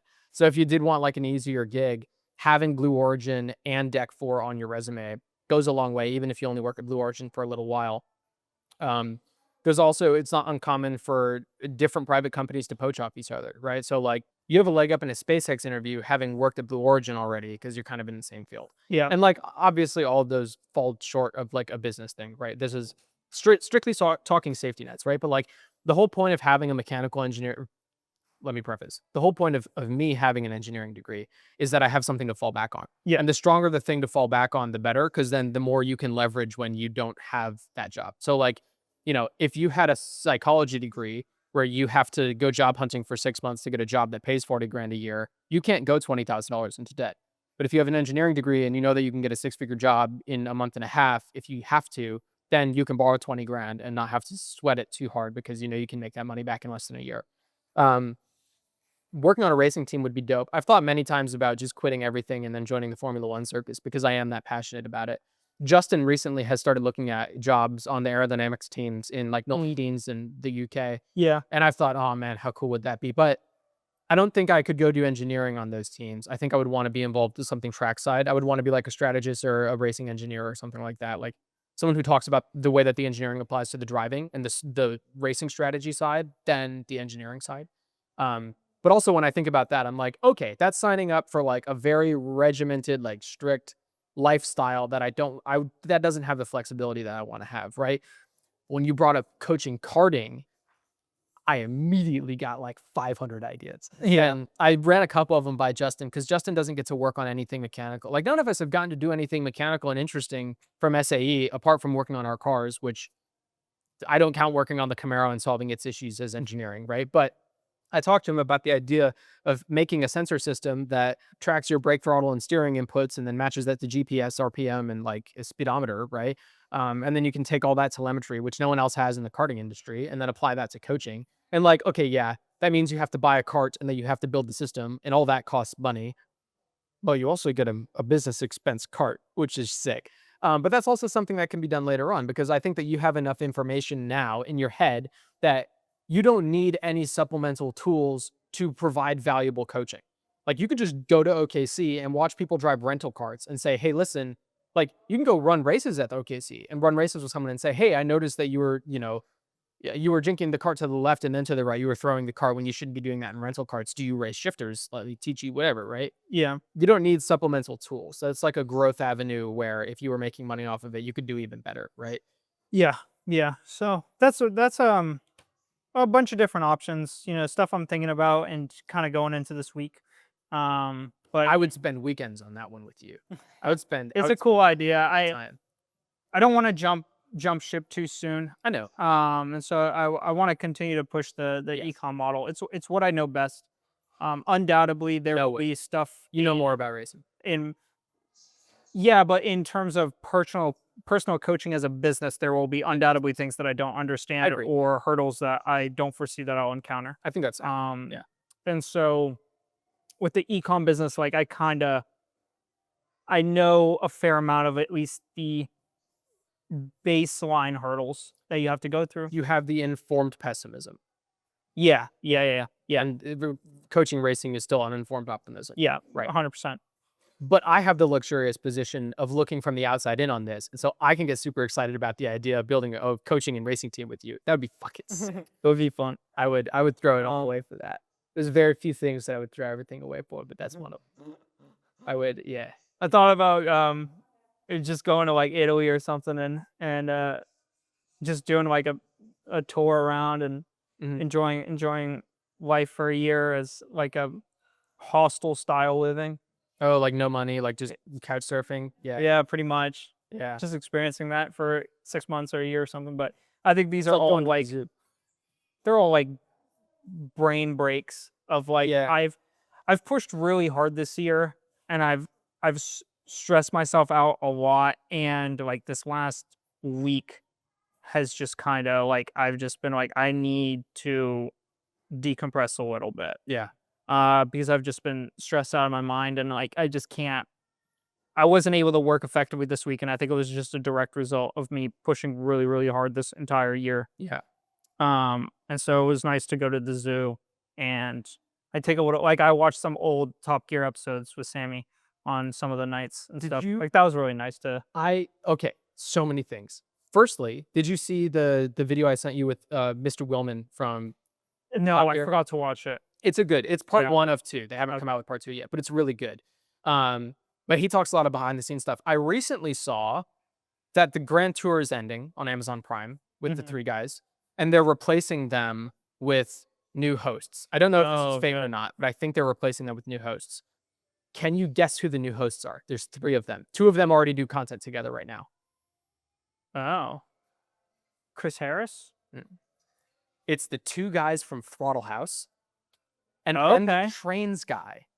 Have you seen the guy, the trains guy? Yeah, He's like on the spectrum, and he wears a GoPro on his head, and he stands on the bridges above the trains, and when they go past, Yeah, he's like, yeah. "Ah!" yeah. The thing I saw online was it's those 3 guys in Grand Tour, and I was like, I don't know if this is real or not, but I would be so excited to see those 3 That's guys wild. take over the mantle. That'd be funny. That would be funny. Yeah. That's a very fitting replace. That's a better replacement than the Top Gear replacement from back in the day. Yeah. But yeah, Chris Harris did some really good stuff. I liked watching his stuff, but the 3 of them Yeah. together, it didn't mesh as well. no. But Chris Harris's stuff individually on YouTube, I've really enjoyed. Have you seen his drive with Max Verstappen in the Ford? I saw clips of it. I didn't see the full episode. The whole thing is so great. Yeah. It's so great. You've like Chris Harris is such a great interviewer, and Max Verstappen is so good at being interviewed. Like that's something that I don't think many people get credit, but Max is good at being interviewed because he asks the interviewer questions too. He doesn't just sit and answer questions. He also asks them their opinion, and it's like you're watching a conversation. Like you build rapport, right? I'm watching a different interview with Max that Red Bull Racing did. I don't know the guy who's in the car, but it's another like Max and another guy in the car doing an interview. And the guy is very clearly with Tag Heuer or sponsored by Tag because like he'll ask Max an interview question and Max answers and like asks him a question back. And then he gives like kind of a short answer, doesn't know what to say. And then he's like, so back to Tag, what's the first watch they ever got you? And it's like, it feels kind of forced. It doesn't feel very natural, but Chris Harris is just phenomenal. Yeah, he's a really good interviewer. Yeah. But that's my business update for this week. That's what I got. Well, I hope it all goes to shit so we can do this karting thing. But in all actuality, I hope it doesn't. I hope one of our products works so we can do the karting thing without being under financial pressure. I'd like to honestly, I'd like to return to baseline at this point. Yeah. Like just Back to zero. get me back to where I was a year ago today. Yeah. That's where I'd like to get back to. Yeah. And so just trying to work towards that. But what do you have for business for us this week? Okay. I have less than normal. So this week I'll run through what I have, then I'll talk about why. So open house number 28 in a row, literally completely fucking empty. It's a cool house. It has a basement, which you don't see in Florida. It's on a mangrove river near O'Galley, which is super cool. It's like a historic house. It was built in the 80s. It's got an interesting floor plan. Literally no one came through. So that's a couple in a row now where literally no one has come through. And that's rare. Like usually over the year that I've been doing it, I would average maybe like 2.5 groups, right? Sometimes you get 7, sometimes you get 1. But the last like 3 or 4 weeks in a row has been actually nobody, right? And so I took the opportunity to finish up my packages, right? So I have the folders that I showed you last week, and then since last week, I have gotten some double-sided tape to tape down the flaps in the folder Yep. so the papers don't slide out on accident. I also am fitting business cards in the folder too, so when you open it up on that front flap, our business cards are there. And then I bought a ribbon that I like, and I have been cutting it to length and tying the bows how I want it, right? So today, I have 3 completed folders. One of them is a display folder that I can show people when they come to the open house, and all the discount codes are blurred out, so I can show that to them. And then I have 2 completely finished, ready to be delivered folders. I would like to always have 2 on hand for open houses, and so I think what I'm gonna do, because I have another open house next weekend, this week, I'm gonna go print some more and then start delivering them to clients, and then I'll keep the 2 that I have on hand for next open house Mm. with people. Um, so I'll put a pin in that for now. At least I got to finish those things up at the open house, so I still made use of my time. I also got a new client. Cool. They are a renter. Their lease is up in January, and their rent is increasing. So they actually live here, and they pay $12.50 a month for a 1 bed, 1 bath, which is fucking crazy because I pay $16.20. Um, and he was on a 1-year lease, so his lease is up and he needs to move. What's tricky is his budget is $1,200 a month and he needs garage space, which is a tough ask, right? And so I was like, "Hey man, we help with rentals, so let me know if you need my opinion." And he was like, "Oh, like don't sweat it. Like I couch surf if I need to. Like I'll figure it out. Don't spend any time on it." And I was like, "Okay." Then I spent time on it because the first person I sold the house to rents out his rooms to other people and he has a ton of garage space. And so Mm. I hit him up and I was like, "Hey man, would you happen to be renting a room right now? I have someone who is a reputable person. He's is a good renter, a good tenant, and he needs garage space." And he was like, "I actually am. Send me his info." And I was like, "Okay, cool." And so they met up. They get on really well together, and that's a viable option for him. I don't know if he's going to take it because he has one other spot that he's considering too. But in any case, really tough ask, 1,200 a month plus a garage, and then I made it happen for him the same day, which Oh, cool. was a good feeling. That's awesome. Yeah. Then we have another client who is homeless right now. She's just couch surfing, and her budget is 1,300 a month for a 1 bed, 1 bath apartment, which is a really tough ask. Right now, 1 bed, 1 baths are like 1,400 to 1,700. Like it's tough to find something under 1,400 a month. 13 is a tough ask. But I have that apartment list of all the apartments in my Excel. I haven't updated it in a while, but I can filter by lowest monthly rent, and then I can go to those websites and see what they're at currently. And we found one for 1,300 a month, utilities Nice. included. It's a nice apartment too, and not far from where she works. So we got Cool. that sorted also. And so we might be touring that this week. I don't really know. She's being evicted right now. She's a good tenant, but the landlord sucks. He owns a house and he's renting the room out to her. He actually converted a standalone garage into like a mother-in-law suite without pulling any permits. So there's like bugs and like rats and shit in where she's living, and her shower kitchen is flooded. It's fucked. Wow. I really feel for her, but the guy's fucking her out of it. So we helped her find a new spot. Hopefully that works out. So you know, two new clients and both of them helped in the same week is great. And I met both of these people through friend groups. So these aren't like cold outreach lead gen or anything like that. And then my last update is that I finished the templates for my newsletters. And then I decided, okay, if I can get a list of like 40 Brevard historical facts and real estate facts, then I could just plug those in each week. Or I guess I do that email template once a month, right? So if I can get like 20, then that's like 2 years of those fun facts, and then I can repeat the cycle. Um, and so I was working with ChatGPT to get the Brevard historical facts. I had completed it, and at that point, I realized that the links that I was linking all of these facts to are 404 page not found. And Oh. so then I went back through and I said, "No worries. Hey, chat, here's my list of facts. Here's my list of links. The links are broken. Send me the same list with updated links." And ChatGPT could not do it. And so I went to Grok and it had the same issue. And then I found out that like half the fun facts that ChatGPT gave me that were really interesting were completely fabricated and didn't have any historical backing. And I can't just put shit out there for my people to read, even if it's interesting, right? And so I had to start over. But when I started over, a lot of them were really interesting that I liked a lot, and I could find like Facebook posts talking about it, but nothing like official reporting, right? So like one of them, I don't know if I kept it or not, but Crane Creek used to be used as a bootlegging route for moonshine runners. And so they would take their rum through Crane Creek, hide in the mangroves, the police would go by, and then they would deliver to the houses down in Crane Creek. Interesting, right? No historical backing at all. So I decided that the most interesting ones that I liked, that I could find Facebook posts about or Reddit posts, like non-citable sources, I just marked those as local legends. So I can still include some Oh yeah. cool, fun local lore, even if it's not fully historically backed, right? The majority of my facts are legitimate. So something interesting that I learned: the zoo, built by 16,000 volunteers. Yep. Also, Melbourne was founded by a freed slave in the 1800s Yeah. who was brought down by his previous owner from Georgia. And he actually got his 40 acres and a mule in Melbourne. And he built out a homestead there with his brother. They delivered mail in their sailboats every day up and down the Indian River.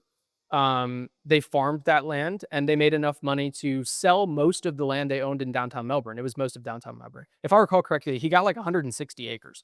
And he sold all that to an Australian man, and then bought a big ranch in Rockledge and started farming livestock there. Yeah, the Wright brothers, Peter Wright, and I can't remember his brother's name, but super cool story. A nice success story for Brevard's history. And so I finished that list out, and then I went in and I did the same thing with the real estate facts, same issue, right? ChatGPT wants to tell you what you want to hear. And so a lot of its facts were complete bullshit, but interesting and good to hear, right? Um, so I had to go through and revamp all those, but they're done now.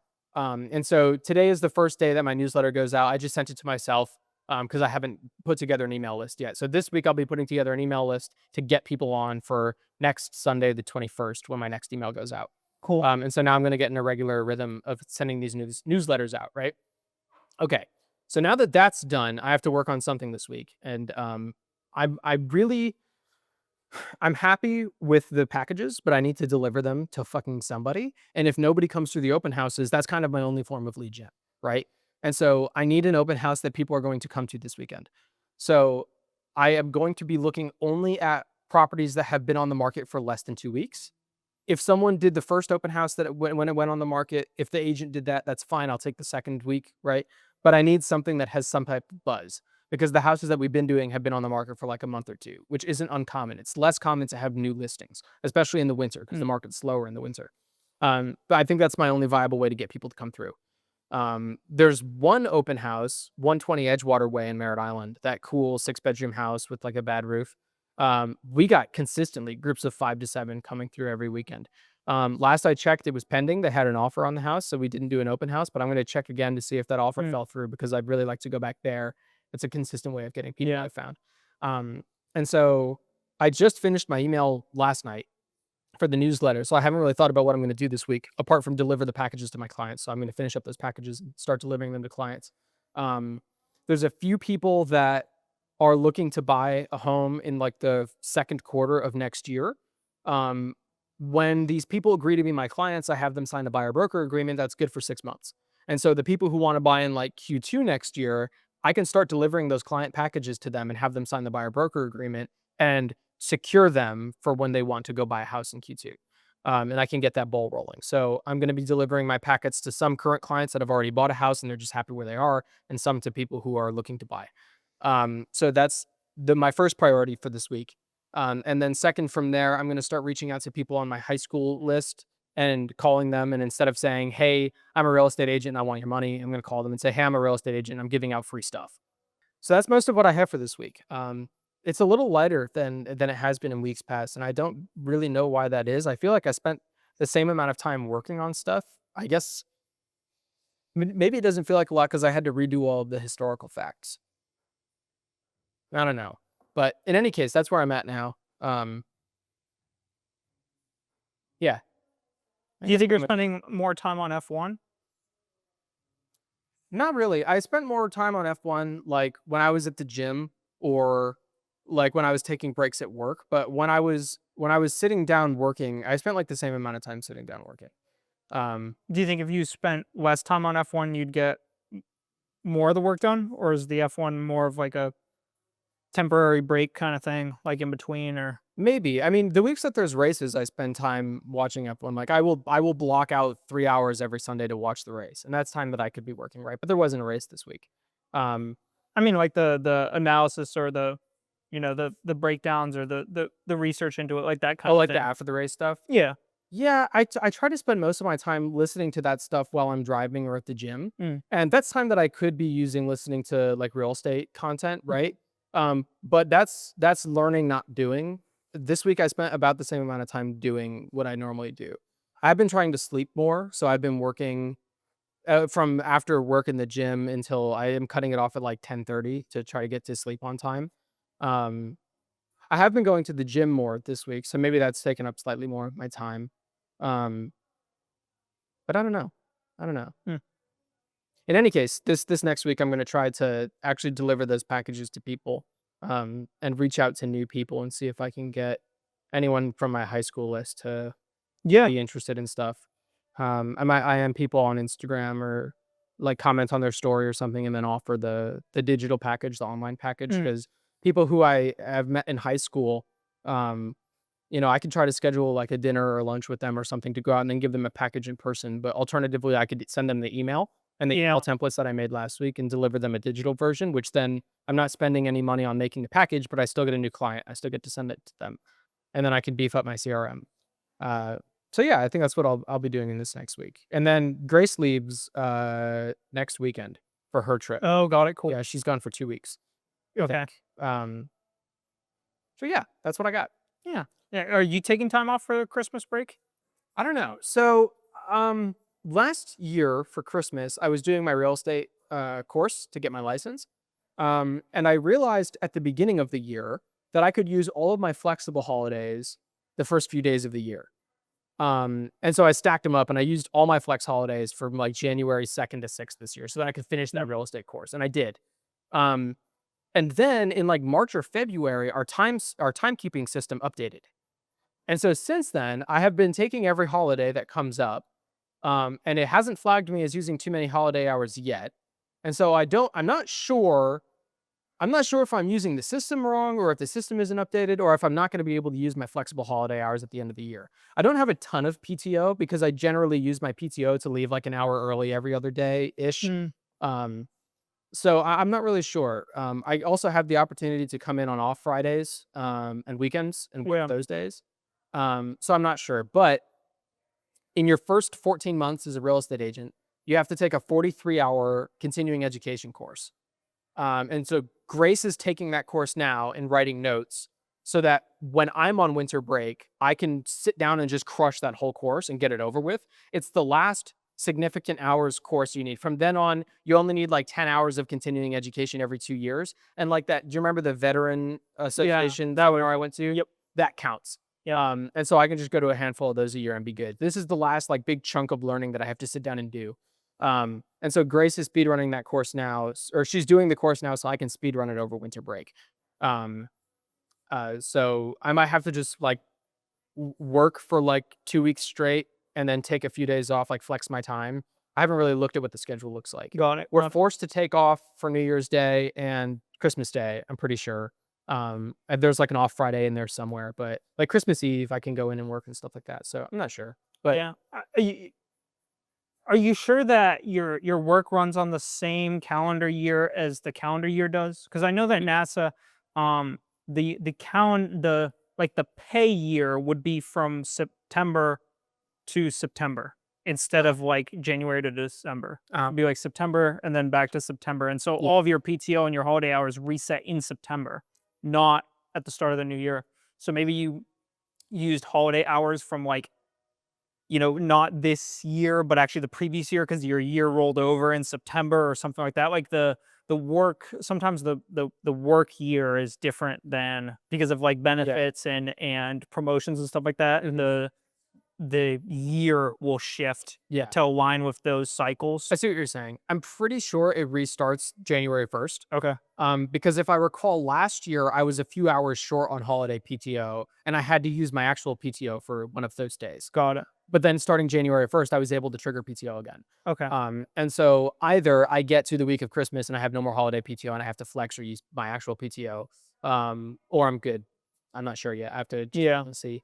But in any case, I can flex and use that time either using my own personal PTO or flexing the hours and coming in on off days. Yeah. I just had my quarterly review with my functional manager, and it was all positive feedback. It was all keep up the good work. We're gonna put you in for your promotion or whatever. It's the Yeah. same It's thing always that how it we're is. always given. Um, so yeah, as far as I'm concerned, I'm just gonna keep on keeping on. Cool. Yeah. Nice. Very nice. What lessons did you learn this week? Um, yeah, I mean, I didn't write one down. It was just kind of it's just a hard week. I mean, it was tough because it's like, man, I sacrificed so much to make this business work. Yeah. Like like all the days that I wanted to go out and do stuff, and all of the hard conversations with Sammy where I was like, I can't do that, I can't do that, I can't do that, like continuously. And like I got really upset during this week. Um, I think it was like Friday or Saturday. I got really upset because I was like, if you told me at the start of this year that I would have, been 20 some odd grand in debt, have no money, have no profitable business to show for it, be struggling, not know what to do, and not have a job, I probably would have rethought, right?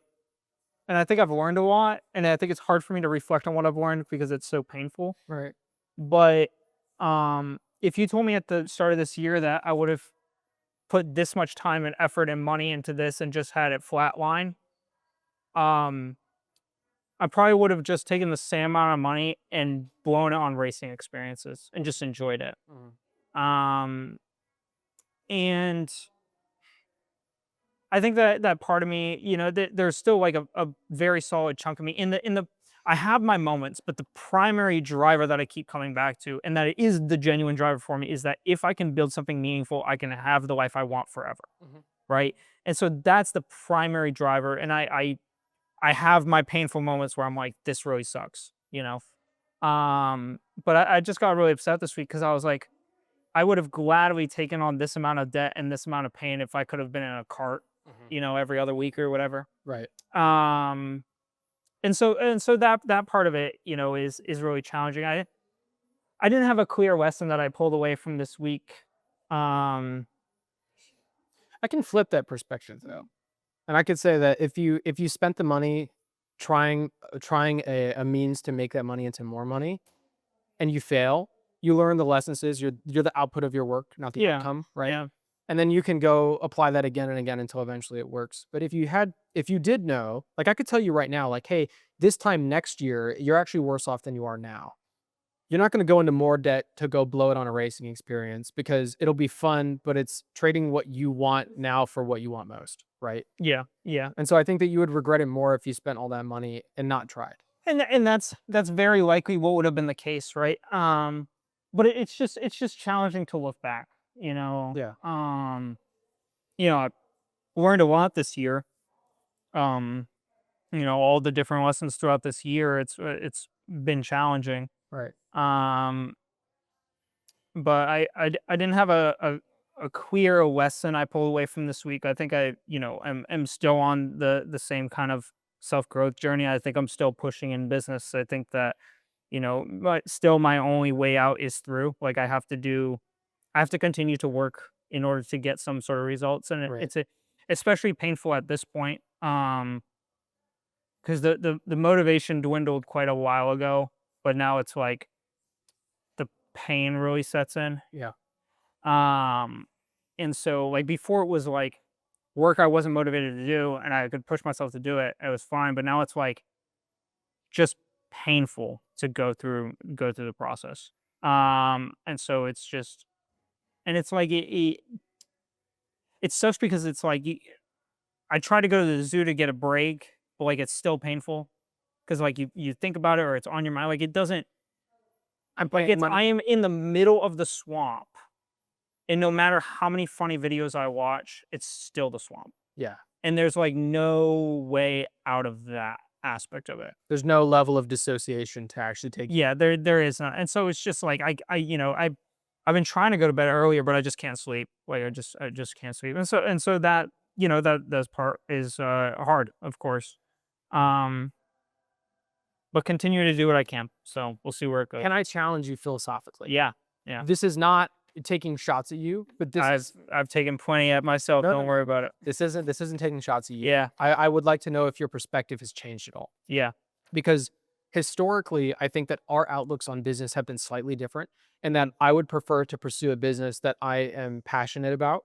And I think that you have preferred businesses that work regardless of your passion, like the ability to work regardless of if you're interested in it or not, yeah. right? At this point, at like a rock bottom, do you think that you would be better off losing money in a business that you enjoy doing, or would you rather be in this business that you don't enjoy as much and in the same position? It's a really. Yeah, I have thought about it this week. I'm not sure what I would enjoy more, but the I would always pick the one that I feel as though I have more opportunity to succeed in, Mhm. to meet my goals, because I would, despite that my perception of it may be skewed based on my limited knowledge, Right. because my perception is towards the thing that I think I have more potential in, if I go the other way, I will always think about the thing that I could have done with higher potential, because there's shit in every business. So it's more of a leverage thing. It's a leverage thing. And so with e-commerce, the reason that I'm continuing to stick with it is I have leverage in it. I understand ad accounts, I understand ads, I understand websites, I understand products, I understand suppliers. Right. Like these things I have very good foundations for. Right. And although I understand coaching, right, or driving, um, I have no experience doing like cold outreach at a track for coaching. I don't have any experience, going through payment structures, or what if people don't want to pay at the end of the day, or what if someone has a bad experience and a bad reputation in a small community, like these kinds of things. Right. I don't have experience in. Right. And there's bound to be other things that I don't know. And so with e-commerce, I understand that a lot of the pain points Right. and the benefits, and I see the business having potential value. Right. And so I go for the thing that I think at this time has the highest likelihood of turning into something that could be successful. Right. And to me, because I have built the foundation over the last year and learned so many lessons in it, I see that as the highest probability vehicle. Mhm. And so that's what I'll continue to do. And so, Yeah. I think it's more of a philosophical question than like an actual, like, it's not like a do you regret your actions thing. It's no, like yeah. if you were to be 20K in the tank and not have money for rent, teaching someone to grace or doing a drop shipping thing, which do you think you would enjoy more? And has your outlook on passion over I think I would be happier if I blew it on pursuing my racing variant of whatever business. I was be happier. something that you enjoy? Hands down, I would be happier. Gotcha. But But there would be regret because you think that you could have it, like, if it's not Or- working, then maybe it would have worked in the spot where I had higher leverage. there would have been pain regardless. Right. I think it's pros and cons, because I could have been happier with the business, but I could have. I think there's an important value to not analyzing your pleasures too much. Sure. Right? Hormozy says that, and I think I would have in part lost that a little bit. Mm. And so I think there's pros and cons. Kind of ruining the thing that you love.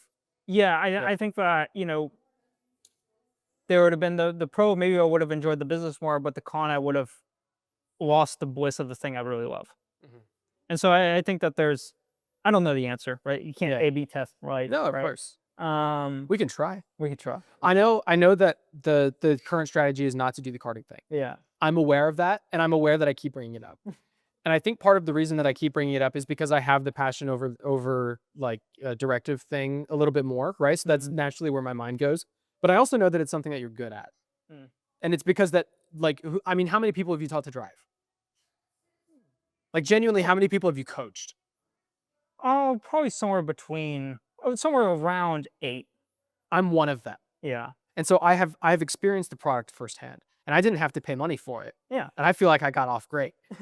I would have paid money for that, and I would continue to pay money for it now, Yeah, I mean, even still, right? I try to provide value, regardless. You do a good job. And so that's why I have a lot of faith in that confidence, because I've already seen the product and I've already experienced the product. Yeah. And so I naturally come back to that because it's a product that I believe in, and I know it's a product that you believe in, and it's a product that you can control. And so I think that's why I keep naturally coming back to it, knowing full well that it's not the strategy and it's maybe not even the right strategy, right? But it's just something that it's similar to when Grace or Justin bring up coaching rowing. Like they both have, I've talked about how I miss rowing and how I miss talking about rowing. And when I have conversations with people, it takes like 2 seconds to scratch off the rust, and then I'm like sharp again. Um, and both of them have told me like, oh, I mean, it's me coaching like a collegiate team is a genuine proposition. Like that's not an unreal thing. I can talk with collegiate coaches about the sport, and I know more than some of them. I've met some collegiate coaches that don't really see the sport the same way that I do, and I think that I see it better. Um, and so I think that it's a legitimate proposition, and it's one that I've considered many times, then ultimately not gone for because it's the push or pivot thing. But I also know that it's like rowing is something that I know it to the same degree that racing, and I have like supreme confidence that no matter how much money I lose coaching rowing, A, I would still enjoy it, and B, I always have the faith that I can turn it around because it's a product that I control and I have like complete confidence in, right? Um, and so when I think about racing, I like karts. I feel a similar level of passion about it that I do rowing. I don't think that I'm capable of coaching to the same level you are, right? Like I could probably coach someone who has never driven before Oh, to a point, yeah. but I think that at a certain point, like so much more than I do that, you know, I can help them reduce like the first second off their lap time, but when you get down into the tenths, that's where you have Yeah. an edge, right? Um, but the more that I learn about racing and its history and the technicalities and stuff of it, the more I feel a similarity to rowing. Um, but there's so much more money in racing than in rowing. I naturally question, how much money is out there to be made in racing compared to rowing? Because Yeah, I mean, I know I've known a lot of people who have gone broke racing, right, right. you know. Yeah, they've gone broke racing paying their coaches. Yeah, yeah. It's it's stuff I've thought about, at the end of the day, I would like some I'd really like for e-commerce to get me out of the hole to where I could reassess it from a baseline of Yeah, or what even like I am not directly in constant pain anymore. right. Let me look at what my options are and what I want to do. Yeah, Right. I can afford my bills, and that's enough, and I don't have to go to work every day. Yeah, What can I do? Yeah, let's get to that. It's like the natural progression of like just like get the basics sorted. When people have their basics sorted, it's a lot easier for them to think about the future. right, Right. exactly. And so Oh, that's yeah. kind of where I'm at. Yeah. Well, we're at different points, right? So like I'm doing the Tyler thing where he's like, "Oh, why don't you skip the whole bar thing entirely and go to the SaaS model?" Right? It's like I'm still in the 9 to 5, so I still have steady income, and so I don't have to worry about. Well, okay, usually I don't have to worry about paying rent. Past few months have been tight, but I can look at it from like, wouldn't it be so dope to just go to the racetrack and help kids learn every day and then do laps ourselves? Yeah, Um, it is cool. yeah, It's cool. yeah, We'll see how it progresses. But yeah, yeah, yeah. what do you have for lessons learned this week? So my lesson comes from the same thing I brought up in my life update. Mhm. Um, more Lando Norris stuff, right? This time it's a Lando quote, not a Adam Norris quote, right? So after Lando won the championship, usually the top 3 finishers, the podium, go to a press conference where they talk about the race. This time it was just Oscar and Max. Lando wasn't there because Lando was doing the other press stuff for championship stuff. So Oscar and Max gave their interview. They left. Lando came in and did a solo interview.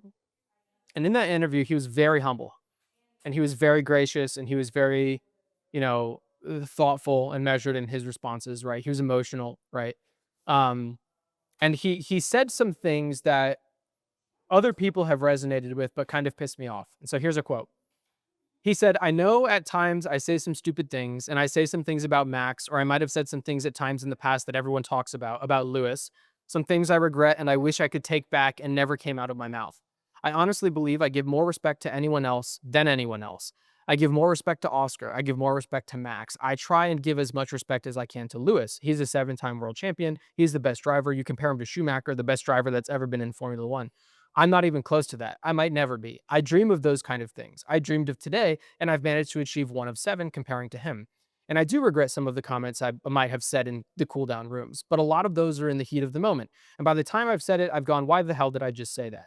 So I try and be as genuine as I can. I try and always speak the truth. I try and give you guys I never try and give you guys false understandings of things, right? And most people look at that and they go, oh, good, Lando's grown, right? Like he's learned from his past like fuck ups and he's Yeah. not going to talk trash and anything, right? And that's a really optimistic way of looking at things, right? But I can't help wonder to myself, if he lost that championship to Max by 5 points on Sunday, would he have said the same thing? Yes. Historically, he hasn't shown that. Historically, he's shown that when he has the fastest car and can't deliver, he talks shit about other people. And so that has led me to the quote that I have for my life lessons learned this week. And it's by Imam Ali. I have no idea who that is. It's just a cool quote. But it says, 2 things define you: your patience when you have nothing and your attitude when you have everything. Yeah. And I have a newfound appreciation for Max, Lewis, and Oscar, because Lewis won with grace in 2021 under contentious circumstances. Max lost with grace after the greatest comeback drive ever. And then Oscar lost with grace in the same car as Lando, having been beaten by like a 30-point gap or whatever it was, when he had a 30-point advantage over Lando at one point in the season. And they both lost very gracefully. And it's very rare that you see Lando do that. And it is very telling that he only speaks so highly of other people when he has won the championship. And maybe if we see that more from him when he loses in the future, then maybe I'll believe it's personal growth. And maybe at that point, I can start to get onto the road of forgiveness. But what it taught me today is that how you act when you have nothing or have had something taken from you or fail to deliver, the way you treat people then matters more than the way you treat people when you have everything. Yeah. Yeah. So that's I like that lesson. Yeah. It's been tough for me as well. I mean, that's a lesson that I've learned throughout this year, is like, I am nowhere even close to near perfect, but um it's definitely, it's when you're at the bottom, like, you have some terrible thoughts Right. of how you could get out of this hole. Right. You know what I mean? Sell a kidney. What? Sell a kidney. Rob Yeah, people. just Yeah. Loot them up. honestly, just doing what everyone else does in e-commerce. Just steal from other people. Yeah. Yeah. Steal shit. And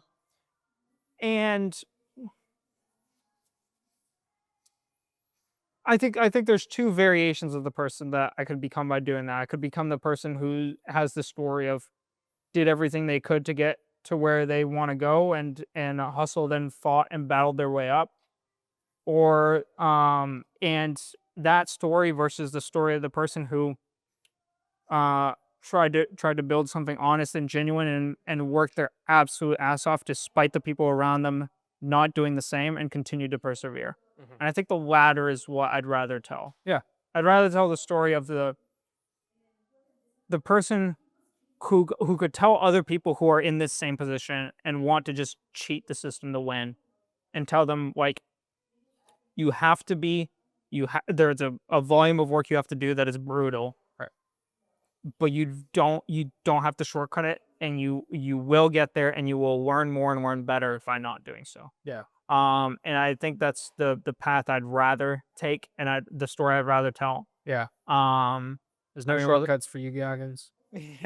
yeah, there's no shortcuts for you, Goggins. Yeah, that's good. Yeah. But yeah, I like that quote. I like that lesson. Yeah. Yeah. And I think it's a good lesson that I can take into today when we're at a point where we don't have anything, right? And the way that we treat people today should define us more than the way that we treat people in the future. Yeah. If you treat someone well when you have nothing, and then you treat someone like shit when you have money, then money has changed. And if you treat people like shit when you have nothing, and then you treat them well when you have money, it kind of shows that you're only nice because you have the money. And if I took that money away from you, you would be going back to being a dick again, right? Right. And so winning and losing with grace is important. And I think it's something that a lot of people don't really give any thought to. And honestly, I don't think about it very often either. I learned that lesson in rowing, and then I relearn that lesson every day. But I think that I'm pretty happy, content, living my life the way that I have so far. I don't think I treat people with disrespect. I think I'm excited when I see other people do well. Mm. And then when I see other people fail, I don't feel happy about it. Um, I just hope for the best for them, right? Yeah. Like Yeah. we have a mutual friend who just had his business shut down. I say friend, we both knew him. He just had his business shut down and he's in jail right now with pending charges for felonies, right? And on the one hand, I'm like, well, he was breaking the law, so Yeah. go to prison. And on the other hand, I go, I mean, he built a big business and that's not an easy thing to do. And so I hope that he can get things sorted out and then he can do it the legal way, right? Um, And I mean, it's I feel bad for people that like people make mistakes. I've made a lot of mistakes, yeah, and it doesn't make me a bad person. I think a lot of people who have made mistakes, like man, you can like you can like thinking about it, you can screw up your life so fast, so super like fast. in it. Like I saw this interview with this guy. He spent from when he was like in his early 20s until his 40s. He spent in prison because he came home from serving in the military and his girl was with another guy and he killed the guy. Yeah. It's like, 1 second decision. And yeah, and it's like 20 plus years of your life. yeah, It's like you gotta, obviously you gotta pay for the repercussions of the things that you did. Otherwise, sure. you will do them again, right? I mean, and I think that there's a lot of issues with multi-time offenders that get off really easy in this country. Um, but I think that that like there is a part of me that is still like they are still people and they do make mistakes and I've made a lot of mistakes and I've known other people to make mistakes and some people's mistakes are worse than others. But Yeah, I just want to see people do well. I'd love to see people do well and so I have sympathy all around. I get it. I get it. Yeah, a rising tide lifts all boats, right? True. And then if you are happy to see someone succeed, and then once they've succeeded, they treat you like shit, then that tells you all you need to know about that person, Yeah. right? Or if someone treats you like shit and then they do well and you're happy for them anyways, and then they act nicely toward you, you know their true character because when they had nothing, they treated you like shit, and so you can still be happy for them that they're doing well. Right. But you know the judge of their true character, right? 100%. Yeah. Anyways, that's my Cool. lesson. Awesome. Well, thank you for tuning into the Vision 79. I have a dial-in. Oh shoot! I was gonna ask it too. Like 30 seconds ago, I was like, It's okay. gotta ask for the dial one. Yep, It's okay. go for it. So this quote comes from somewhere online. I can't remember where. I don't have it noted by anybody. But I left some Instagram comments on a couple different posts this week, and I had a bunch of people respond to them and stuff. And I was talking with Zach and Justin about it. I was sending them the post, and I was like, "Do you see these fucking responses that people are saying to this?" And Zach was like, "I'll back you up." And so then he comes in the post and he starts backing me up. And then I'm like, I don't know how to explain to this person. Like someone was trying to say that the statistics don't actually work out. You can't compare seasons no matter what. And I was trying to explain that you're not comparing the seasons, you're comparing the delta between the drivers within the seasons to seasons. And that's one step removed. You're comparing derivatives. And I was like, I don't know how to explain this. And Zach was like, just call him a bot. I was like, what? And he was like, yeah, just call him a bot. Bots hate it when you call them bots. And I was like, don't people also hate it when you call them bots? And he was like, yeah, it riles them up no matter what. It's a win-win. And I was like, okay, go for it. But it was fun, and I realized that like arguing with people on the internet can be as constructive or destructive as you want it to be, right? And so if you want it to be destructive, you can just say inflammatory shit and like tell people to fuck their mothers or whatever, right? Like you can be an ass. And when I leave Instagram comments, usually I try to be constructive and talk about the history of the sport or try to learn something new. So like I wouldn't have thought to look at this delta in the way that I eventually did if I didn't leave these Instagram comments. I saw another post where it was a female influencer who like just got into Formula One this season. Her favorite driver is Pierre Gasly, which is a niche pick, right? And she made a post saying like, on one of my first posts, someone told me like, hey, welcome to the F1 community. Just don't make it your whole personality. And then she got like really bitter about it. And so I left a comment and I was like, hey, constructively here. I try to use Hanlon's razor wherever I can, right? So like, don't attribute that to malice, which you could easily attribute to ignorance, right? This person is likely a longtime F1 fan. They've seen a lot of Drive to Survive fans make F1 their whole personality, but they take no effort to learn about the sport at all. And so they have opinions that are completely uninformed, right? And I think that's a valid opinion, right? I also think it's a valid opinion that someone who like is just annoyed by people who make their entire personality about one thing might not like that, and you live your life in a way that they don't prefer. That's cool too. Try to take that comment in the most constructive way you can, right? Like learn what you can about the sport, inform yourself, and contribute to the community, right? And then don't worry about the people who leave those comments, right? Glass half full. And so this quote that I found, I like because I have found it working in both ways. I've found that you can engage in bullshit on the internet and waste your time, or you can engage in thoughtful conversation and learn things. And so this comment is arguing with an internet troll is like wrestling a pig in the mud. You both end up filthy, but the pig enjoys it. And everyone watching, you just look like someone rolling around in the dirt no matter how right you are. That's what I got. True that. Well, now thank you for tuning into the Vision 79 podcast for our 90th episode. Yeah. We will be taking a small hiatus for the winter break. So this podcast will release in December still. Yeah. But there will likely be a approximately 1 to 2 week break where there will be no episodes released. So we have 89 goes out the 16th. This one Yep. goes out the 22nd, or sorry, 23rd. And then the 30th will be a gap. Yeah. And then if we record that Sunday, the 4th, when do you come back? The 2nd. Yeah, I guess we'd be recording pretty soon after you come back, the 4th or 5th.